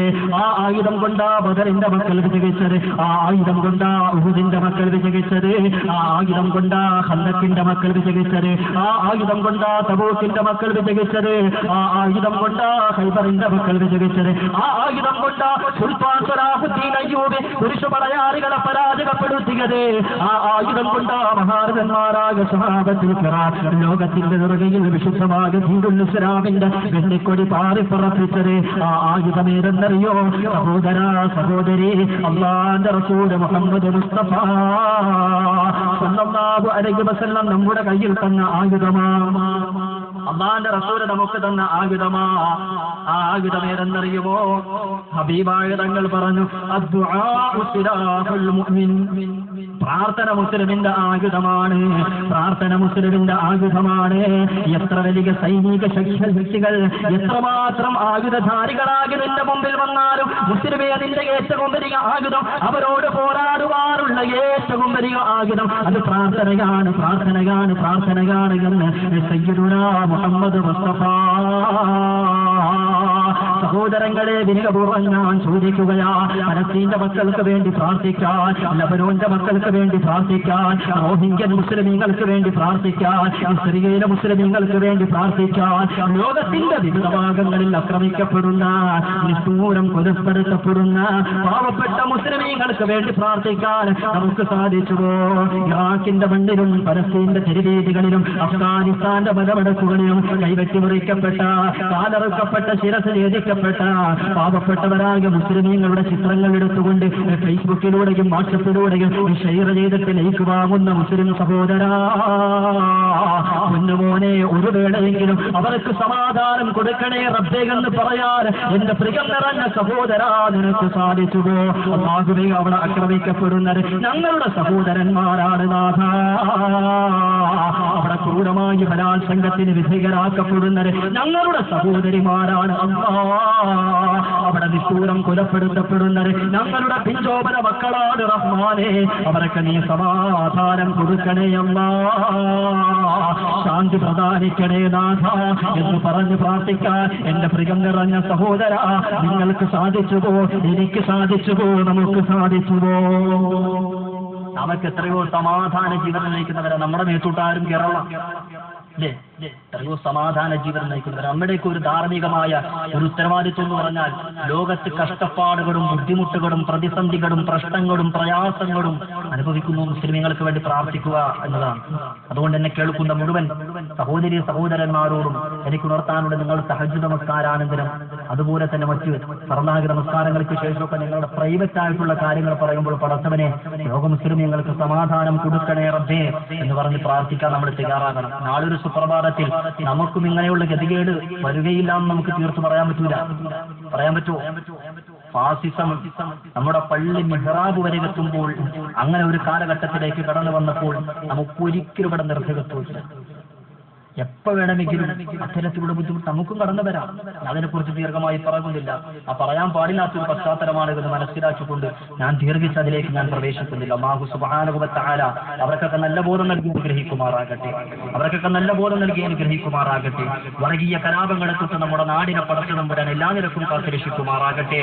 വർഗീയ അക്രമങ്ങളെ തൊട്ട് പരിപൂർണമായും കാത്തുരക്ഷിക്കുമാറാകട്ടെ, കാത്തുരക്ഷിക്കുമാറാകട്ടെ. ആമീൻ യാ റബ്ബൽ ആലമീൻ. പ്രിയപ്പെട്ട സഹോദരങ്ങളെ, ഞാൻ പറഞ്ഞു വന്നത്, സഹോദരിമാരെ, ജൂതന്മാർ അവർ ഒരുപാട് പ്രവാചകന്മാരെ കൊന്നൊടുക്കിയവരാണ്. ഇന്ന് വർത്തമാന സമൂഹത്തിൽ ഇസ്ലാമിനെ, ഞാൻ ആമുഖത്തിൽ പറഞ്ഞു വെച്ചിരുന്ന IS എന്നൊരു സംഘടന, IS ഇസ്ലാമിക് സ്റ്റേറ്റ് എന്നൊരു സംഘടന രൂപീകരിക്കപ്പെട്ടു. അതിന്റെ പിന്നാമ്പുറങ്ങളിൽ പ്രവർത്തിച്ചവരാരാണ്? ജൂതന്മാരാണ്. ലോകത്തുള്ള മുഴുവൻ മുസ്ലിമീങ്ങളെയും തീവ്രവാദികളും ഭീകരവാദികളുമാക്കി മാറ്റുക. ഇസ്ലാം പഠിപ്പിക്കുന്നത് തീവ്രവാദമാണ്, മനുഷ്യനെ ആക്രമിക്കാനാണ്, മനുഷ്യനെ കൊല്ലാനാണ് എന്ന് ലോകത്ത് വരുത്തി തീർക്കാൻ വേണ്ടിയാണ് IS പോലെയുള്ള സംഘടനകൾ രൂപീകരിച്ചിട്ടുള്ളത്. അതിനുവേണ്ടിയുള്ള നിഗൂഢമായ ശ്രമങ്ങളാണ്. ഒരൊറ്റ ഹദീസ് ഞാൻ പറയാം. അല്ലാഹുവിന്റെ പ്രവാചകർ മുഹമ്മദ് മുസ്തഫ സല്ലല്ലാഹു അലൈഹി വസല്ലം 14 സംവത്സരങ്ങൾക്ക് പുറത്തു പറഞ്ഞു, വഇദാ റഅയ്തുമുർ റായത സൂദ്, കറുത്ത പതാക വാഹകരെ നിങ്ങൾ കണ്ടാൽ, ഫൽസിമുൽ അർള വലാ തുഹർരിക ഐദിയകും വലാ അർജുലകും, നിങ്ങളുടെ കൈകാലുകൾ ചലിപ്പിക്കാതെ ഭൂമിയിൽ നിങ്ങൾ അടിയുറച്ചു നിൽക്കണേ എന്ന് മുഹമ്മദ് മുസ്തഫ. സഹോദരങ്ങളെ, സഹോദരിമാരെ, കറുത്ത പതാകവാഹകരായി നിരവധി സംഘങ്ങൾ ലോകത്തേക്ക് കടന്നു വന്നിട്ടുണ്ട്.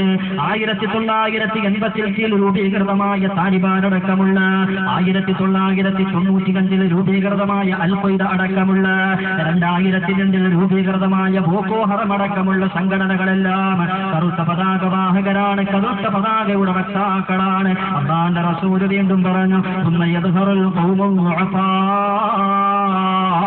പിന്നെ ആ കറുത്ത പതാകയും വാങ്ങിച്ചുകൊണ്ട് ഒരു വിഭാഗം ആളുകൾ കടന്നു വരും. ഈമാനില്ലാത്ത ഒരു വിഭാഗം സമൂഹം അവരുടെ സ്വഭാവ ശൈലിയെ സംബന്ധിച്ച് ഹബീബാകെ തങ്ങൾ പറയുന്ന ഖുലൂബുഹും കസുബിൽ ഹദീദ്, അവരുടെ ഹൃദയങ്ങൾ പാറ പോലെ ഉറച്ച ഹൃദയങ്ങളാണ്. അവർ മനുഷ്യത്വമില്ലാത്തവരാണ്, കാരുണ്യമില്ലാത്തവരാണ്, കരുണയില്ലാത്തവരാണ്, മനുഷ്യനെ വെറുതെ കൊന്നുകളയുന്നവരാണ്. സഹോദരങ്ങളെ, അല്ലാഹുവിന്റെ റസൂലിന്റെ ഹദീസ് നാം ചർച്ച ചെയ്യുമ്പോൾ 14 സംവത്സരങ്ങൾക്കപ്പുറത്തെ ഇന്ന് നാം കാണുന്ന ഏറ്റവും വലിയ തീവ്രവാദ ഭീകരവാദ സംഘടനയായ IS-നെ കുറിച്ച് പോലും അല്ലാഹുവിന്റെ റസൂൽ പ്രവചിച്ചു പോകുന്നത് നമുക്ക് അനുഭവപ്പെടുകയാണ്. പ്രവാചകൻ പറഞ്ഞതുപോലെ നമുക്ക് അനുഭവപ്പെടുകയാണ്. എന്തുമാകട്ടെ, അല്ലാഹുവിന്റെ റസൂൽ പറഞ്ഞു, അസ്മാഉഹുൽ ഗുനാ, അവർ പുണ്യത്തെ അരമുകൾ സ്വീകരിക്കുന്നവരാണ്. അഥവാ അവർ പേരിടുന്നത് ഒന്നുകിൽ പിതാവിന്റെ പേരിലേക്ക് ചേർത്തുകൊണ്ടാണ്, അതുമല്ലെങ്കിൽ സന്താനങ്ങളുടെ പേരുകളിലേക്ക് ചേർത്തുകൊണ്ടാണ്. അവരുടെ പേരിന്റെ പിന്നിൽ പട്ടണങ്ങളുടെ പേരുകളുണ്ടാകും, അവർ താമസിക്കുന്ന ഗ്രാമങ്ങളുടെ പേരുകളുണ്ടാകും. ബഗ്ദാദി എന്നും സറഖാബി എന്നും ഹലബി എന്നും ഒക്കെയുള്ള നിലയിൽ അത്തരത്തിലുള്ള പട്ടണങ്ങളുടെയും ഗ്രാമങ്ങളുടെയും പേരുകളുണ്ടാകും. അല്ലാഹുവിന്റെ റസൂൽ വീണ്ടും പറയുന്നു, വയദുഊന ഇലൽ ഹഖി വലൈസു മിൻ നദിനിഹി, ആദരവായ നബിതങ്ങൾ പറഞ്ഞു, അവർ സത്യത്തിലേക്ക് ക്ഷണിക്കുന്നവരാണ്, ഇസ്ലാമിലേക്ക് ക്ഷണിക്കുന്നവരാണ്. വലൈസു മിൻ നദിനിഹി, പക്ഷേ അവർ ഇസ്ലാമിന്റെ വക്താക്കളല്ല, ഇസ്ലാമുമായിട്ട് അവർക്ക് യാതൊരു പുനബന്ധം പോലുമില്ല. സഹോദരങ്ങളെ, ഇന്ന് കാണുന്ന ഏറ്റവും വലിയ തീവ്രവാദ ഭീകരവാദ സംഘടനയായ IS എന്ന സംഘടന ഒരിക്കലും അത് ഇസ്ലാമിന്റെ സൃഷ്ടിയല്ല, ഏതെങ്കിലും ഇസ്ലാമിക രാജ്യങ്ങളുടെ സൃഷ്ടിയല്ല, ഏതെങ്കിലും മുസ്ലിമീങ്ങൾ പടച്ചുണ്ടാക്കിയ സംഘടനയല്ല. പിന്നെയോ അമേരിക്ക എന്ന രാജ്യത്തിന്റെ രഹസ്യാന്വേഷണ ഏജൻസിയായ CIA-യുടെയും അതുപോലെ തന്നെ ഇസ്രായേൽ എന്ന ജൂതരാഷ്ട്രത്തിന്റെ ചാരസംഘടനയായ മുസാദിന്റെയും സംയുക്തമായി രൂപീകരിക്കപ്പെട്ട സംഘടനയാണത്. അല്ലാഹുവിന്റെ റസൂൽ പറഞ്ഞു, യദുഊന ഇലൽ ഹഖ്, അവർ സത്യത്തിലേക്ക് ക്ഷണിക്കും. ഇസ്ലാമിക നിയമം വേണമെന്ന് പറയും, ഇസ്ലാമിക ഖിലാഫത്ത് വേണമെന്ന് പറയും, ഇസ്ലാമിനെ എല്ലാവരും അംഗീകരിക്കണമെന്ന് പറയും, ഇസ്ലാം അംഗീകരിച്ചില്ലെങ്കിൽ കൊന്നുകളയുമെന്ന് പറയും. പക്ഷെ വലൈസു മിൻ നദിനിഹി, അവർ മുസ്ലിമീങ്ങളല്ല കേട്ടോ, അവർ മുസ്ലിമീങ്ങളല്ല. ഖുലൂബുഹും കസുബിൽ ഹദീദ്, അവരുടെ ഹൃദയങ്ങൾ ഇരുമ്പ് പോലെ ഉറച്ചതാണ്. നബിയുനാ സയ്യിദുനാ മഹബൂബുനാ മുഹമ്മദ് മുസ്തഫ, കാരുണ്യമില്ലാത്തവർ, കരുണയില്ലാത്തവർ, കൊച്ചുകുട്ടികളോട് പോലും കാരുണ്യാർദ്ധരമായ പെരുമാറ്റവും സമീപനവും സ്വീകരിക്കുവാൻ മടി കാണിക്കുന്നവർ. അല്ലാഹുവിന്റെ റസൂലിന്റെ ഹദീസ് നാം ചർച്ച ചെയ്യുമ്പോൾ 14 സംവത്സരങ്ങൾക്കപ്പുറത്ത് സയ്യിദുനാ മുഹമ്മദ് മുസ്തഫ സല്ലല്ലാഹു അലൈഹി വസല്ലം ഇന്ന് നാം വർത്തമാന കാലത്തിൽ നാം ഇന്ന് അഭിമുഖീകരിച്ചു കൊണ്ടിരിക്കുന്ന IS എന്ന സംഘടനയെ കുറിച്ച് പോലും നബിതങ്ങൾ പറഞ്ഞുവോ, പ്രവചിച്ചുവോ എന്ന് നമുക്ക് തോന്നിപ്പോവുകയാണ്. എന്തുമാകട്ടെ എന്ന് ഇസ്ലാമിനെ പരാജയപ്പെടുത്താൻ വേണ്ടിയാണ് IS എന്ന സംഘടന. പക്ഷേ മുസ്ലിമീങ്ങളാകെ നമുക്ക് ചിലത് പറയാനുണ്ട്. ഒരുപാടൊന്നും പറയാനില്ല, ഒരു ഖുർആന്റെ ഒരൊറ്റ ആയത്ത് മാത്രം. ഇസ്ലാമിനെ പരാജയപ്പെടുത്താൻ വേണ്ടി ലോകത്തെ മുഴുവൻ ഇസ്ലാമിനെതിരെ തിരിക്കാൻ വേണ്ടിയുള്ള നിഗൂഢമായ ശ്രമം, അതിന്റെ ഭാഗമായി രൂപീകരിച്ച IS എന്ന സംഘടനയെ ഉയർത്തിപ്പിടിക്കുന്ന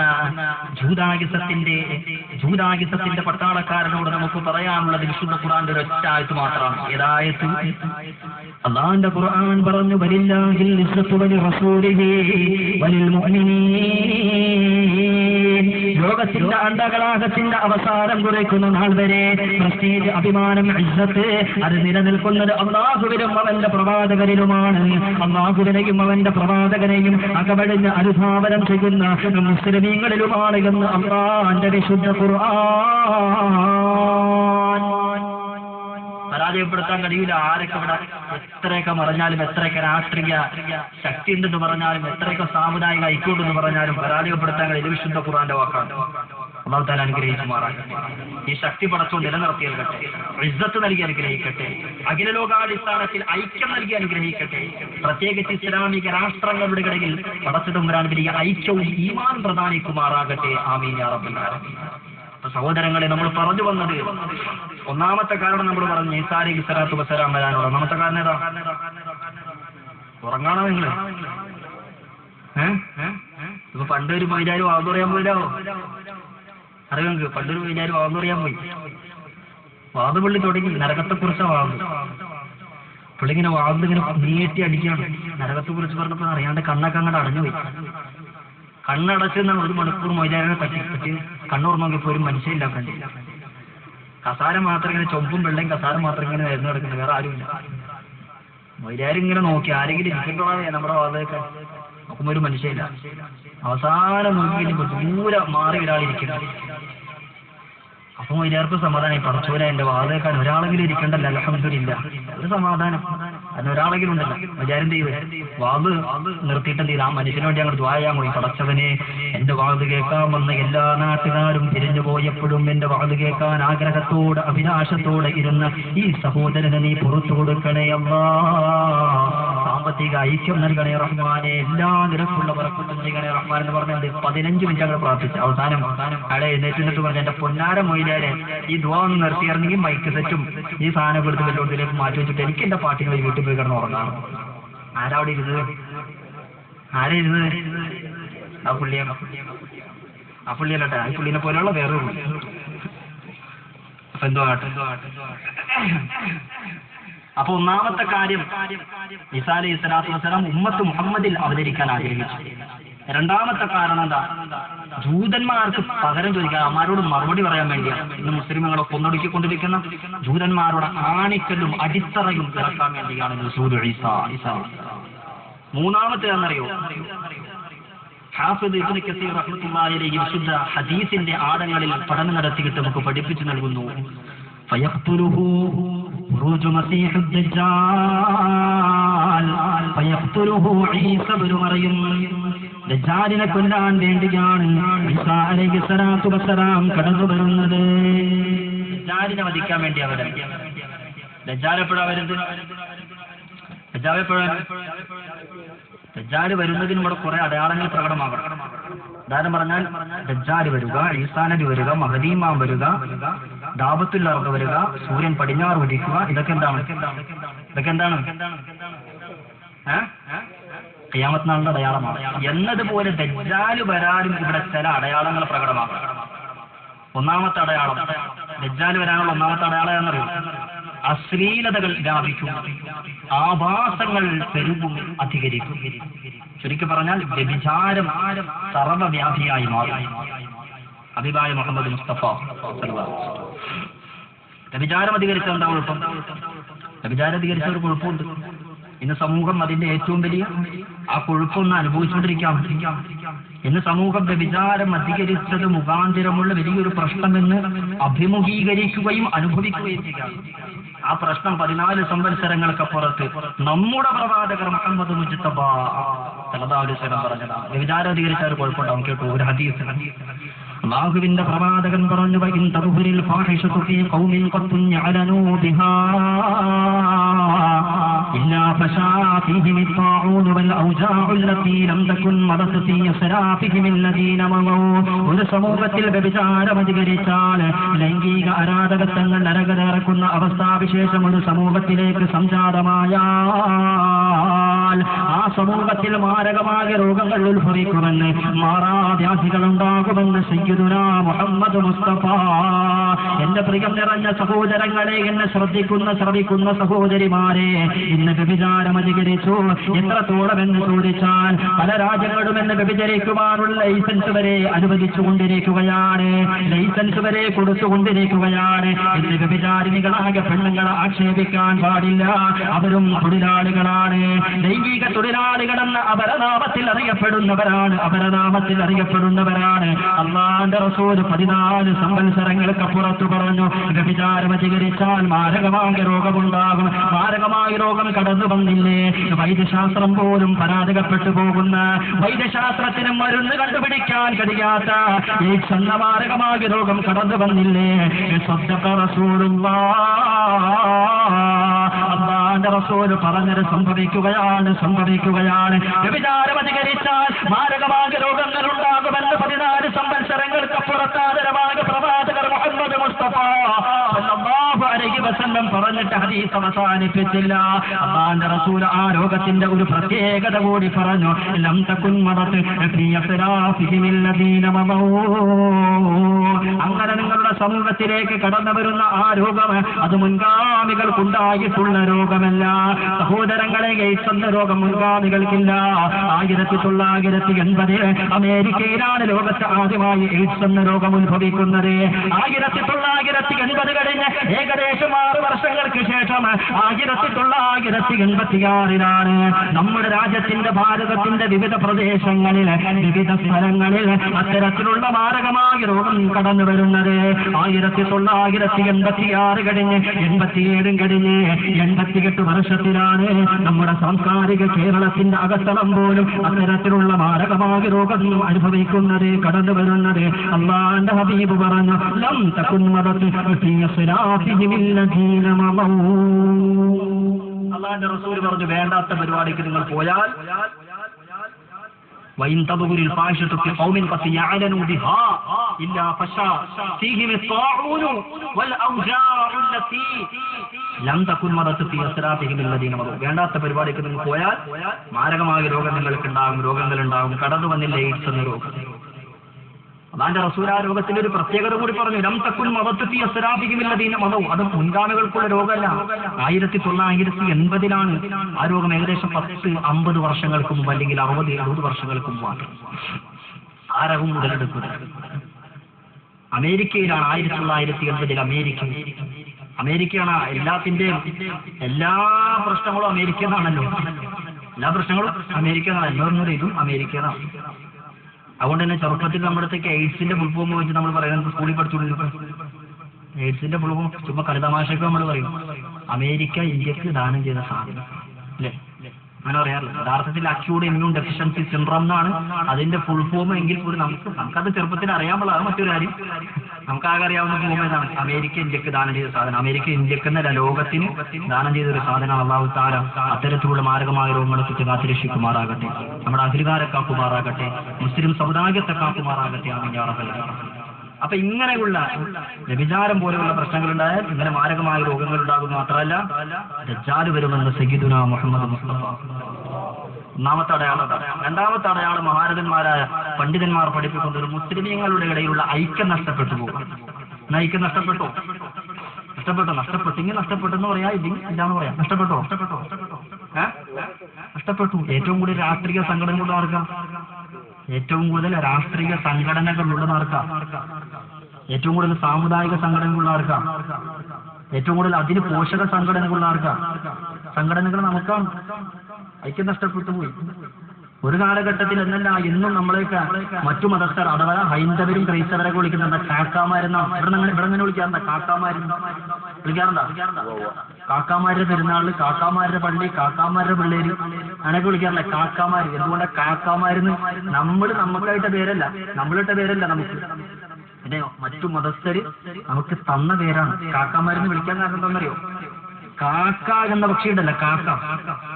ആ കാക്ക എന്ന പക്ഷിയുടെ പ്രത്യേകമായ ഒരു സ്വഭാവ സവിശേഷത ഒരു കാലഘട്ടത്തിൽ നമുക്കൊക്കെ ഉണ്ടായിരുന്നു. അഥവാ നമ്മുടെയൊക്കെ വല്ലുമ്മമാർക്കൊക്കെ ഉണ്ടായിരുന്നു. കാക്കയുടെ ഏറ്റവും വലിയ ഗുണവിശേഷം എന്താ? സ്വഭാവ സവിശേഷത എന്താ? നല്ല ഐക്യമുള്ള ജീവിയാണ് കാക്ക. എവിടെയെങ്കിലും ഒരു കാക്ക ചത്ത കിടന്നാൽ അതിന്റെ അടുത്തേക്കും പോകാൻ പറ്റുമോ? ഒന്നുമില്ല. കാരണം ഇങ്ങനെ വട്ടം ചുറ്റി ഇങ്ങനെ ആ ചത്തു കിടക്കുന്ന കാക്കയുടെ വിഷയത്തിൽ അനുശോചനം രേഖപ്പെടുത്തിക്കൊണ്ട് ഇങ്ങനെ ചുറ്റി പറക്കുന്നത് കാണാം. ഐക്യത്തിന്റെ സ്വഭാവമാണത്. എന്നതുപോലെയായിരുന്നു ഒരു കാലഘട്ടത്തിൽ മുസ്ലിമീങ്ങൾ. നമ്മുടെയൊക്കെ രാജ്യത്ത്, നമ്മുടെയൊക്കെ നാട്ടും പ്രദേശങ്ങളിൽ എവിടെയെങ്കിലും ഒരു മുസ്ലിമിന് എന്നല്ല ഏത് പ്രത്യയശാസ്ത്രത്തിൽ വിശ്വസിക്കുന്നവരാകട്ടെ ഒരു മനുഷ്യന് എന്തെങ്കിലും ബുദ്ധിമുട്ട് വന്നാൽ ആ നാട്ടിലുള്ള മുഴുവൻ മുസ്ലിമീങ്ങളും ചെന്നിട്ട് അദ്ദേഹത്തിന്റെ സാമ്പത്തികമായ പ്രശ്നമാണെങ്കിൽ അത് പരിഹരിച്ചു കൊടുക്കും. ഏത് പ്രശ്നമാകട്ടെ അത് പരിഹരിച്ചു കൊടുക്കുന്ന ഐക്യപ്പെടലിന്റെ ഒരു സ്വഭാവം നമുക്കുണ്ടായിരുന്നു കാക്കകളെ പോലെ. അതുകൊണ്ടാണ് നമുക്ക് കാക്കാമാരെന്നും ഹൈന്ദവരും ക്രൈസ്തവരൊക്കെ നാമകരണം ചെയ്ത് ചേരുന്നത്. ഐക്യമെന്ന്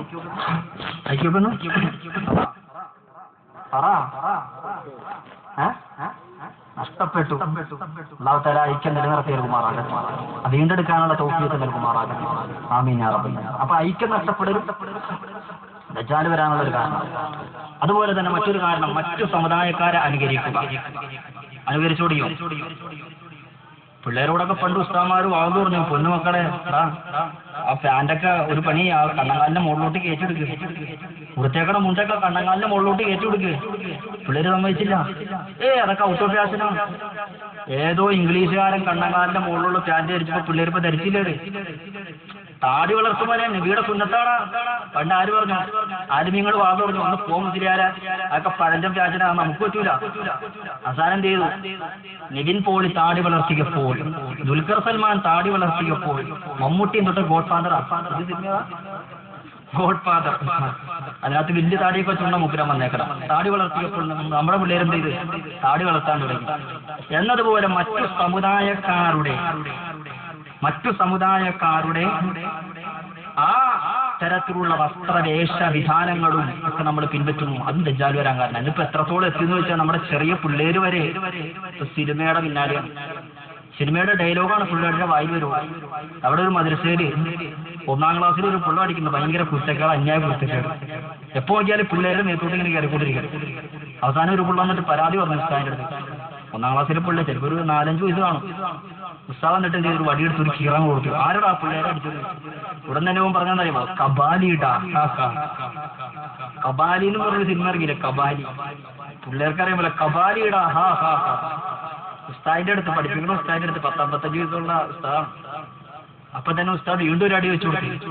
പുള്ള കലിപ്പടിക്കില്ല. പുള്ളിയപ്പോ തന്നെ ഞെരുപ്പിടാ. അങ്ങനെ തന്നെ പഠിച്ചു വെച്ചേക്കാണ്. ഇതൊക്കെ ആരാ പഠിപ്പിക്കുന്നത്? നമ്മൾ തന്നെയാണ്. നമ്മൾ പഠിപ്പിച്ചു കൊടുക്കാൻ TV വെച്ചു കൊടുക്കാണ് പിള്ളേർക്ക് സിനിമ കാണാനുള്ള സംവിധാനങ്ങൾ ഒരുക്കി കൊടുക്കാണ്. പിന്നെ നമ്മൾ മക്കള് സ്വാലിഹാകണമെന്ന് പറഞ്ഞ് 100 കൊടുത്ത് പള്ളിക്ക് കൊടുത്ത് ദ്വാരിപ്പിച്ചിട്ട് കാര്യമില്ല. നമ്മളായിട്ട് നമ്മുടെ മക്കളെ സ്വാലിഹാക്കാനുള്ള സാഹചര്യം ഒരുക്കി കൊടുക്കണം. അള്ളാഹുത്താല അങ്ങനെ ഒരു സാഹചര്യം നമുക്ക് നൽകി അനുഗ്രഹിക്കുമാറാകട്ടെ. നമ്മുടെ മക്കളെയെല്ലാം സ്വാലിഹീങ്ങളും സ്വാലിഹാത്തുകളുമാക്കി അനുഗ്രഹിക്കുമാറാകട്ടെ. ആലിമീങ്ങളും ഹാഫിദീകളുമാക്കി അനുഗ്രഹിക്കുമാറാകട്ടെ. ആമീൻ യാ റബ്ബൽ ആലമീൻ. അപ്പൊ ദജ്ജാൽ വരുന്നത് ഇങ്ങനെയുള്ള ചില വിഷയങ്ങളുണ്ടാകും. ചില അടയാളങ്ങളാണ് ദജ്ജാൽ വരാനുള്ളത്. ചില അടയാളങ്ങളാണ്. അങ്ങനെ ദജ്ജാൽ വരും. ഇനിയിപ്പോ ദജ്ജാൽ ആരാണെന്ന് മനസ്സിലാക്കണം. കാരണം എന്താണെന്നറിയോ? എവിടെയെങ്കിലും ഒരു ഒറ്റ കണ്ണുള്ള കുട്ടി പിറന്നാൽ വീഡിയോ എടുത്ത് അതിന്റെ ഫോട്ടോ ഒക്കെ എടുത്തിട്ട് ഫേസ്ബുക്കിലൂടെയും വാട്സപ്പിലൂടെയൊക്കെ ഷെയർ ചെയ്ത് യൂട്യൂബിലൊക്കെ അപ്ലോഡ് ചെയ്തിട്ട് ദജ്ജാൽ വന്നേന്നും പറഞ്ഞ് പ്രചരിപ്പിക്കുന്ന ഒരു പ്രവണത തന്നെ വ്യാപകമായി കൊണ്ടിരിക്കണം. എവിടെയും ഒരു ഒറ്റ കണ്ണുള്ള കുട്ടി പറഞ്ഞ ദജ്ജാലെന്ന് പറഞ്ഞ് ഞങ്ങൾ പ്രചരിപ്പിക്കണം. ആരാ ദജ്ജാൽ യഥാർത്ഥത്തിൽ നാം മനസ്സിലാക്കണം.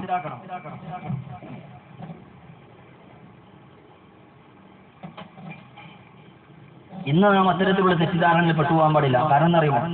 14 സംവത്സരങ്ങൾക്കപ്പുറം ആദരവാകി നബിയുനാ മുഹമ്മദ് മുസ്തഫ സല്ലല്ലാഹു അലൈഹി വസല്ലമിന്റെ കാലഘട്ടത്തിൽ ഒരു കുട്ടി മദീനയിൽ പിറന്നു. ഒരു കുട്ടി ജനിച്ചു. സ്വഹാബത്തൊക്കെ വിചാരിച്ചെന്താ? അവൻ ദജ്ജാലാന്ന് വിചാരിച്ചു. അല്ലാഹുവിന്റെ പ്രവാചകർ മുഹമ്മദ് മുസ്തഫ സല്ലല്ലാഹു അലൈഹി വസല്ലമിന്റെ സമകാലീന യുഗത്തിൽ മദീനയിൽ ഒരു കുട്ടി പിറന്നു. ആ കൊച്ചിന്റെ പേര് സാഫു എന്നാണ്. ഇബ്നു സയ്യാദ് എന്ന അപരനാമത്തിൽ അറിയപ്പെടുന്ന ആ കുട്ടിയെ സന്ദർശിക്കാൻ വേണ്ടി അല്ലാഹുവിന്റെ ഹബീബ് മുഹമ്മദ് മുസ്തഫ സല്ലല്ലാഹു അലൈഹി വസല്ലമിന്റെ നേതൃത്വത്തിൽ ഉമർ അൽ ഫാറൂഖ് റളിയല്ലാഹു അൻഹു അടങ്ങുന്ന ഒരു വിഭാഗം സ്വഹാബത്ത് സന്ദർശിക്കാൻ വേണ്ടി കടന്നുപോയി. ഉമർ റളിയല്ലാഹു അൻഹു ആ കുട്ടിയെ കണ്ടപാടെ അബീബാഗ തങ്ങളോട് പറഞ്ഞു, അതുദിനനി അൽ അദ്രിബ ഉനഖഹു. അല്ലാഹുവിന്റെ റസൂലേ, ഇവൻ തന്നെയാണ് ദജ്ജാൽ. അതുകൊണ്ട് ഇവനെ ഞാനങ്ങ് കൊല്ലട്ടെയോ, ഇവന്റെ കടുത്ത് ഞാനങ്ങ് അറുക്കട്ടെയോ? അബീബാഗ തങ്ങൾ പ്രതികരിച്ചുകൊണ്ട് പറഞ്ഞു, ഉമറേ, ഇവൻ ദജ്ജാലാണ് എങ്കിൽ ദജ്ജാലിനെ കൊല്ലാനുള്ള ഉത്തരവാദിത്വം അല്ലാഹു റബ്ബ് സുബ്ഹാനഹു വ തആല നിന്നെ ഏൽപ്പിച്ചിട്ടില്ല. അതിനുള്ള ഉത്തരവാദിത്വം നിക്ഷിപ്തമായിരിക്കുന്നത് ഈസാ അലൈഹിസ്സലാത്തു വസ്സലാമിനാണ്. ദജ്ജാലിനെ കൊല്ലേണ്ടത് ഈസാ നബിയാണ്. ഇനി ഉമറേ, ഈ കുട്ടി ദജ്ജാലല്ലെങ്കിലോ ലാ ഖൈറ ലക ഫീ ഖത്ലിഹി, ആ കുട്ടിയെ കൊല്ലൽ കൊണ്ട് യാതൊരു പ്രയോജനവുമില്ല. അതുകൊണ്ട് വേണ്ട ഉമറേ. സഹോദരങ്ങളെ, സഹോദരിമാരെ, അല്ലാഹുവിന്റെ റസൂൽ ഇത്രയൊക്കെ പറഞ്ഞിട്ടും സ്വഹാബത്തിന് സംശയം വിട്ടൊടിഞ്ഞു മാറുന്നില്ല. സ്വഹാബത്ത് തെറ്റിദ്ധരിച്ചു പോയി. കാലഘട്ടത്തിന്റെ ചക്രം അതിരുദ്രം കറങ്ങി. കാലഘട്ടം ഒരുപാട് കഴിഞ്ഞു പോയി. ഇബ്നു സയ്യാദ് പ്രായപൂർത്തിയുടെ പരിധിയിലേക്ക് എത്തി. ഇബ്നു സയ്യാദിനെ കാണുമ്പോൾ സ്വഹാബത്തിന് പേടിയാണ്, ദജ്ജാലാണ് എന്ന തെറ്റിദ്ധാരണയാണ്. ഇബ്നു സയ്യാദ് കടന്നു പോകുന്ന വഴിയിലൂടെ സ്വഹാബത്ത് നടന്നു പോവുകയില്ല. ഇബ്നു സയ്യാദിന്റെ സാന്നിധ്യമുള്ള സ്ഥലത്തേക്ക് സ്വഹാബത്ത് കടന്നു പോവുകയില്ല. എന്നാത്ത പേടിയാണ്. അവസാനത അല്ലാഹുവിന്റെ റസൂലിന്റെ ഹദറത്തിലേക്ക് കടന്നു വന്നുകൊണ്ട് സ്വഹാബത്ത് വീണ്ടും ആവലാതി പറയുകയാണ്. സ്വഹാബത്തിനോട് നബി പറഞ്ഞു, ഓ സ്വഹാബികളെ, നിങ്ങൾ തെറ്റിദ്ധരിക്കണ്ട, ഇബ്നു സയ്യാദ് ദജ്ജാലല്ല. സ്വഹാബത്തിന് സമാശ്വാസമായില്ല. ഇബ്നു സയ്യാദിനെ കാണുമ്പോൾ പിന്നെയും സ്വഹാബത്ത് ഓടുകയാണ്. അങ്ങനെ കാലഘട്ടത്തിന്റെ ഗവനിക ഒരുപാട് കഴിഞ്ഞുപോയി. പെട്ടെന്നൊരു സുപ്രഭാതത്തിൽ ഇബ്നു സയ്യാദ് അപ്രത്യക്ഷനായി. നാട്ടിൽ ഇബ്നു സയ്യാദിനെ കാണാനില്ല. മക്കയിലില്ല, മദീനയിലില്ല. മദീനയുടെയോ പരിസരത്തെങ്ങും ഇബ്നു സയ്യാദില്ല. സ്വഹാബത്ത് വല്ലാതെ ആവലാതികനാണ്. അവൻ തന്നെയാണ് ദജ്ജാല്. ഇനി അവൻ കടന്നു വരാൻ പോകുന്നത് മഹാകുഴപ്പങ്ങളുമാകിട്ടാണ്, പ്രശ്നങ്ങളുമാകിട്ടാണ്. സഹോദരങ്ങളെ, അങ്ങനെ സ്വഹാബത്ത് വല്ലാതെ പേടിച്ചിരിക്കുകയാണ്. അങ്ങനെ ഒരു പറ്റം സ്വഹാബത്ത് മസ്ജിദുൻ നബവിയുടെ അരികിലൂടെ നടന്നു പോകുമ്പോൾ ഇബ്നു സയ്യാദ് മസ്ജിദുൻ നബവിയുടെ ചാരത്ത് നിൽക്കുന്നു. സ്വഹാബത്ത് സ്തബ്ധരായി പോയി. സ്വഹാബത്ത് മുന്നോട്ട് നീങ്ങാൻ വല്ലാത്ത പേടി തോന്നുകയാണ്. ഇബ്നു സയ്യാദ് വിളിച്ചു പറഞ്ഞ സ്വഹാബത്തെ, നിങ്ങൾ പേടിക്കണ്ട, ഭയപ്പെടണ്ട, ഭയവിഹ്വലതകിലാകണ്ട. ഞാൻ ദജ്ജാലൊന്നുമല്ല. ഞാൻ എങ്ങനെയാ ദജ്ജാലാവുക? ദജ്ജാല് മക്കയിലും മദീനയിലും പ്രവേശിക്കുകയില്ല എന്ന് ആദരവായ നബി മുഹമ്മദ് മുസ്തഫ സല്ലല്ലാഹു അലൈഹി വസല്ലം പറഞ്ഞിട്ടില്ലേ? ഞാനിപ്പോൾ നിൽക്കുന്നത് മദീനയിലല്ലേ, മസ്ജിദുൻ നബവിയുടെ ചാരത്തല്ലേ? തയ്യാറി ചോദിച്ചു, നിങ്ങൾ പേടിക്കൊന്നും വേണ്ട, നിങ്ങൾ ഭയപ്പെടണ്ട, ഞാൻ ദജ്ജാലൊന്നുമല്ല. ദജ്ജാലും മക്കയിലും മദീനയിലും പ്രവേശിക്കുകയില്ല എന്ന് പുണ്യ റസൂൽ മുഹമ്മദ് മുസ്തഫ സല്ലല്ലാഹു അലൈഹി വസല്ലം പറഞ്ഞിട്ടുണ്ടല്ലോ. പിന്നെ നിങ്ങൾ എന്തിനാ പേടിക്കുന്നത്? വാ സ്വഹാബ എന്നതിൽ. അപ്പോഴാണ് സ്വഹാബത്തിനൊക്കെ ഒരു ആശ്വാസമായത്. എങ്കിൽ പോലും എല്ലാ സ്വഹാബത്തും ശ്രമിക്കാൻ തയ്യാറായില്ല. ചില സ്വഹാബത്ത് പറയാൻ തുടങ്ങി, ദജ്ജാല് വരൂല എന്ന് നബി പറഞ്ഞത്, ദജ്ജാല് മക്കയിലും മദീനയിലും പ്രവേശിക്കുകയില്ല എന്ന് പറഞ്ഞത് അന്ത്യദിനത്തിൽ പ്രവേശിക്കൂല എന്നാണ്. ചില സ്വഹാബത്ത് ജാബിർ റളിയല്ലാഹു അൻഹുവിനെ പോലെയുള്ള സ്വഹാബത്ത് പറയാൻ തുടങ്ങി, ദജ്ജാല് പ്രവേശിക്കൂല എന്ന് പറഞ്ഞു. ഇപ്പൊ വരും, അവനധികം മക്കയിൽ വരും, മദീനയിൽ വരും, മസ്ജിദ് എല്ലാ സ്ഥലത്തും വരും. പക്ഷെ അന്ത്യദിനാവുമ്പോൾ മക്കയിലും മദീനയിലും പ്രവേശിക്കുകയില്ല എന്നാണ്. അതുകൊണ്ട് സാബത്തെ അവൻ തന്നെയാണ് ദജ്ജാലെന്ന് ജാബിർ റളിയല്ലാഹു അൻഹുവിനെ പോലെയുള്ള, ഇബ്നു ഉമർ റളിയല്ലാഹു അൻഹുവിനെ പോലെയുള്ള ചില സ്വഹാബത്ത് വീണ്ടും തെറ്റിദ്ധരിച്ചു പോയി. യഥാർത്ഥത്തിൽ അവൻ ദജ്ജാലല്ല. കാരണം ലാ യദ്ഖുലുൽ മക്കത്ത വലാ മദീന, മക്കയിലും മദീനയിലും ദജ്ജാൽ വരില്ല. അത് മക്കയുടെ മദീനയുടെ ഒരു പ്രത്യേകതയാണ്. മക്കയുടെ മദീനയുടെ ഏറ്റവും വലിയൊരു സവിശേഷതയാണ്. എന്നാൽ മക്കയിലുള്ള പള്ളിക്ക് മദീനയിലുള്ള പള്ളിയേക്കാൾ ഒരുപാട് ശ്രേഷ്ഠതയുണ്ട്. ഒന്നാമത്തെ പ്രത്യേകത എന്താണെന്നറിയോ? മക്കയുടെ ഏറ്റവും വലിയ പ്രത്യേകത എന്ന് പറഞ്ഞാൽ വെറുതെ നോക്കിയിരുന്നാൽ പോലും കൂലിയിട്ടുണ്ടാകും. മക്കയിൽ ചെന്നിട്ട് കഅബാലയത്തിലേക്ക് വെറുതെ നോക്കിയിരുന്നാൽ പോലും കൂലിയിട്ടു. പല്ലാരിമംഗലം പള്ളിയുടെ മുറ്റത്ത് നിന്നിട്ട് പള്ളിയിലേക്ക് വാങ്ങി പൊളിച്ച് നോക്കുന്ന കൂലി കിട്ടൂല. പിന്നെ പള്ളിയുടെ അകത്തേക്ക് നവൈത്തുൽ ഇഅ്തികാഫ ഫീ ഹാദൽ മസ്ജിദി ലില്ലാഹി തആല എന്ന് പറഞ്ഞ് നിയത്ത് വെച്ച് പള്ളിയുടെ ഉള്ളിൽ കയറിയുന്ന കൂലി കിട്ടും. അല്ലെങ്കിൽ കൂലി കിട്ടൂല. മസ്ജിദ് നബിയെ കുറിച്ച് നബി വെറുതെ നോക്കിയിരുന്ന കൂലി കിട്ടുമെന്ന് പറഞ്ഞില്ല. വെറുതെ നോക്കിയിരുന്ന കൂലി വാങ്ങുന്ന ആരെങ്കിലും മൂന്നെണ്ണം. ഒന്ന് കഅബാലയം, രണ്ട് വിശുദ്ധ ഖുർആൻ. വിശുദ്ധ ഖുർആനിലേക്ക് വെറുതെ നോക്കിയിരിക്കുക. ഓതാൻ അറിയുന്നവനും ഓതാൻ അറിയാത്തവനും കൂലിയാണ്. മൂന്നാമത്തത് മാതാവിന്റെ മുഖം, ഉമ്മയുടെ മുഖം. ഉമ്മയുടെ മുഖത്തേക്കൊക്കെ ഒന്ന് നോക്കണ കൂട്ടത്തിൽ ഒന്ന് ചിരിക്കുക. അതിനൊക്കെ വലിയ പ്രതിഫലങ്ങളുണ്ട് എന്ന് റസൂലുള്ളാഹി സ്വല്ലല്ലാഹു അലൈഹി വസല്ലം. ഇവിടെ നിന്ന് ചില ഉമ്മമാര് പറയേണ്ടത്, എന്റെ പൊന്നാര മൈലാര, നമ്മുടെ മക്കളുടെ മുഖത്തോട്ട് നോക്കാൻ വേണ്ടായിരുന്നു, ചിരിക്കാൻ വേണ്ടായിരുന്നു, മേത്തോട്ടേ ഇറായിരുന്നു അല്ലേ? തരം നമ്മുടെ മക്കളെയൊക്കെ സ്വാധീനങ്ങളാക്കി അനുഗ്രഹിക്കും. അപ്പൊ ഞാൻ പറഞ്ഞു വന്നത് ദജ്ജാലാരാ? ദജ്ജാലല്ല. പിന്നെയോ അതുപോലെ തന്നെ എന്റെ പ്രിയപ്പെട്ട ചെറുപ്പക്കാരോട് എനിക്ക് പറയാനുള്ളത്, ഇപ്പൊ ഏതെങ്കിലും ഒറ്റ കണ്ണുള്ള കുട്ടീനെ എടുത്തിട്ട് ദജ്ജാലെന്ന് പറഞ്ഞ് നിങ്ങളുടെ ഫേസ്ബുക്കിലോ വാട്സപ്പിലോ കിട്ടിയാൽ വിശ്വസിക്കണ്ട. ദജ്ജാല് വർഷങ്ങൾക്ക് മുമ്പേ ജനിച്ച ആളാണ്. ഹബീബായ മുഹമ്മദ് മുസ്തഫ സല്ലല്ലാഹു അലൈഹി വസല്ലം വർഷങ്ങൾക്ക് മുമ്പേ ജനിച്ച ആളാണ്. അല്ലാഹുവിന്റെ റസൂൽ പറഞ്ഞു, എല്ലാ പ്രവാചകന്മാരും ദജ്ജാലിന്റെ ഫിത്നയെ കുറിച്ച് സ്വഹാബത്തിന്, അഥവാ അവരുടെ പ്രബോധിത സമൂഹങ്ങൾക്ക്, ഉമ്മത്തികൾക്ക്, അവരുടെ സമൂഹത്തിൽ ജീവിച്ച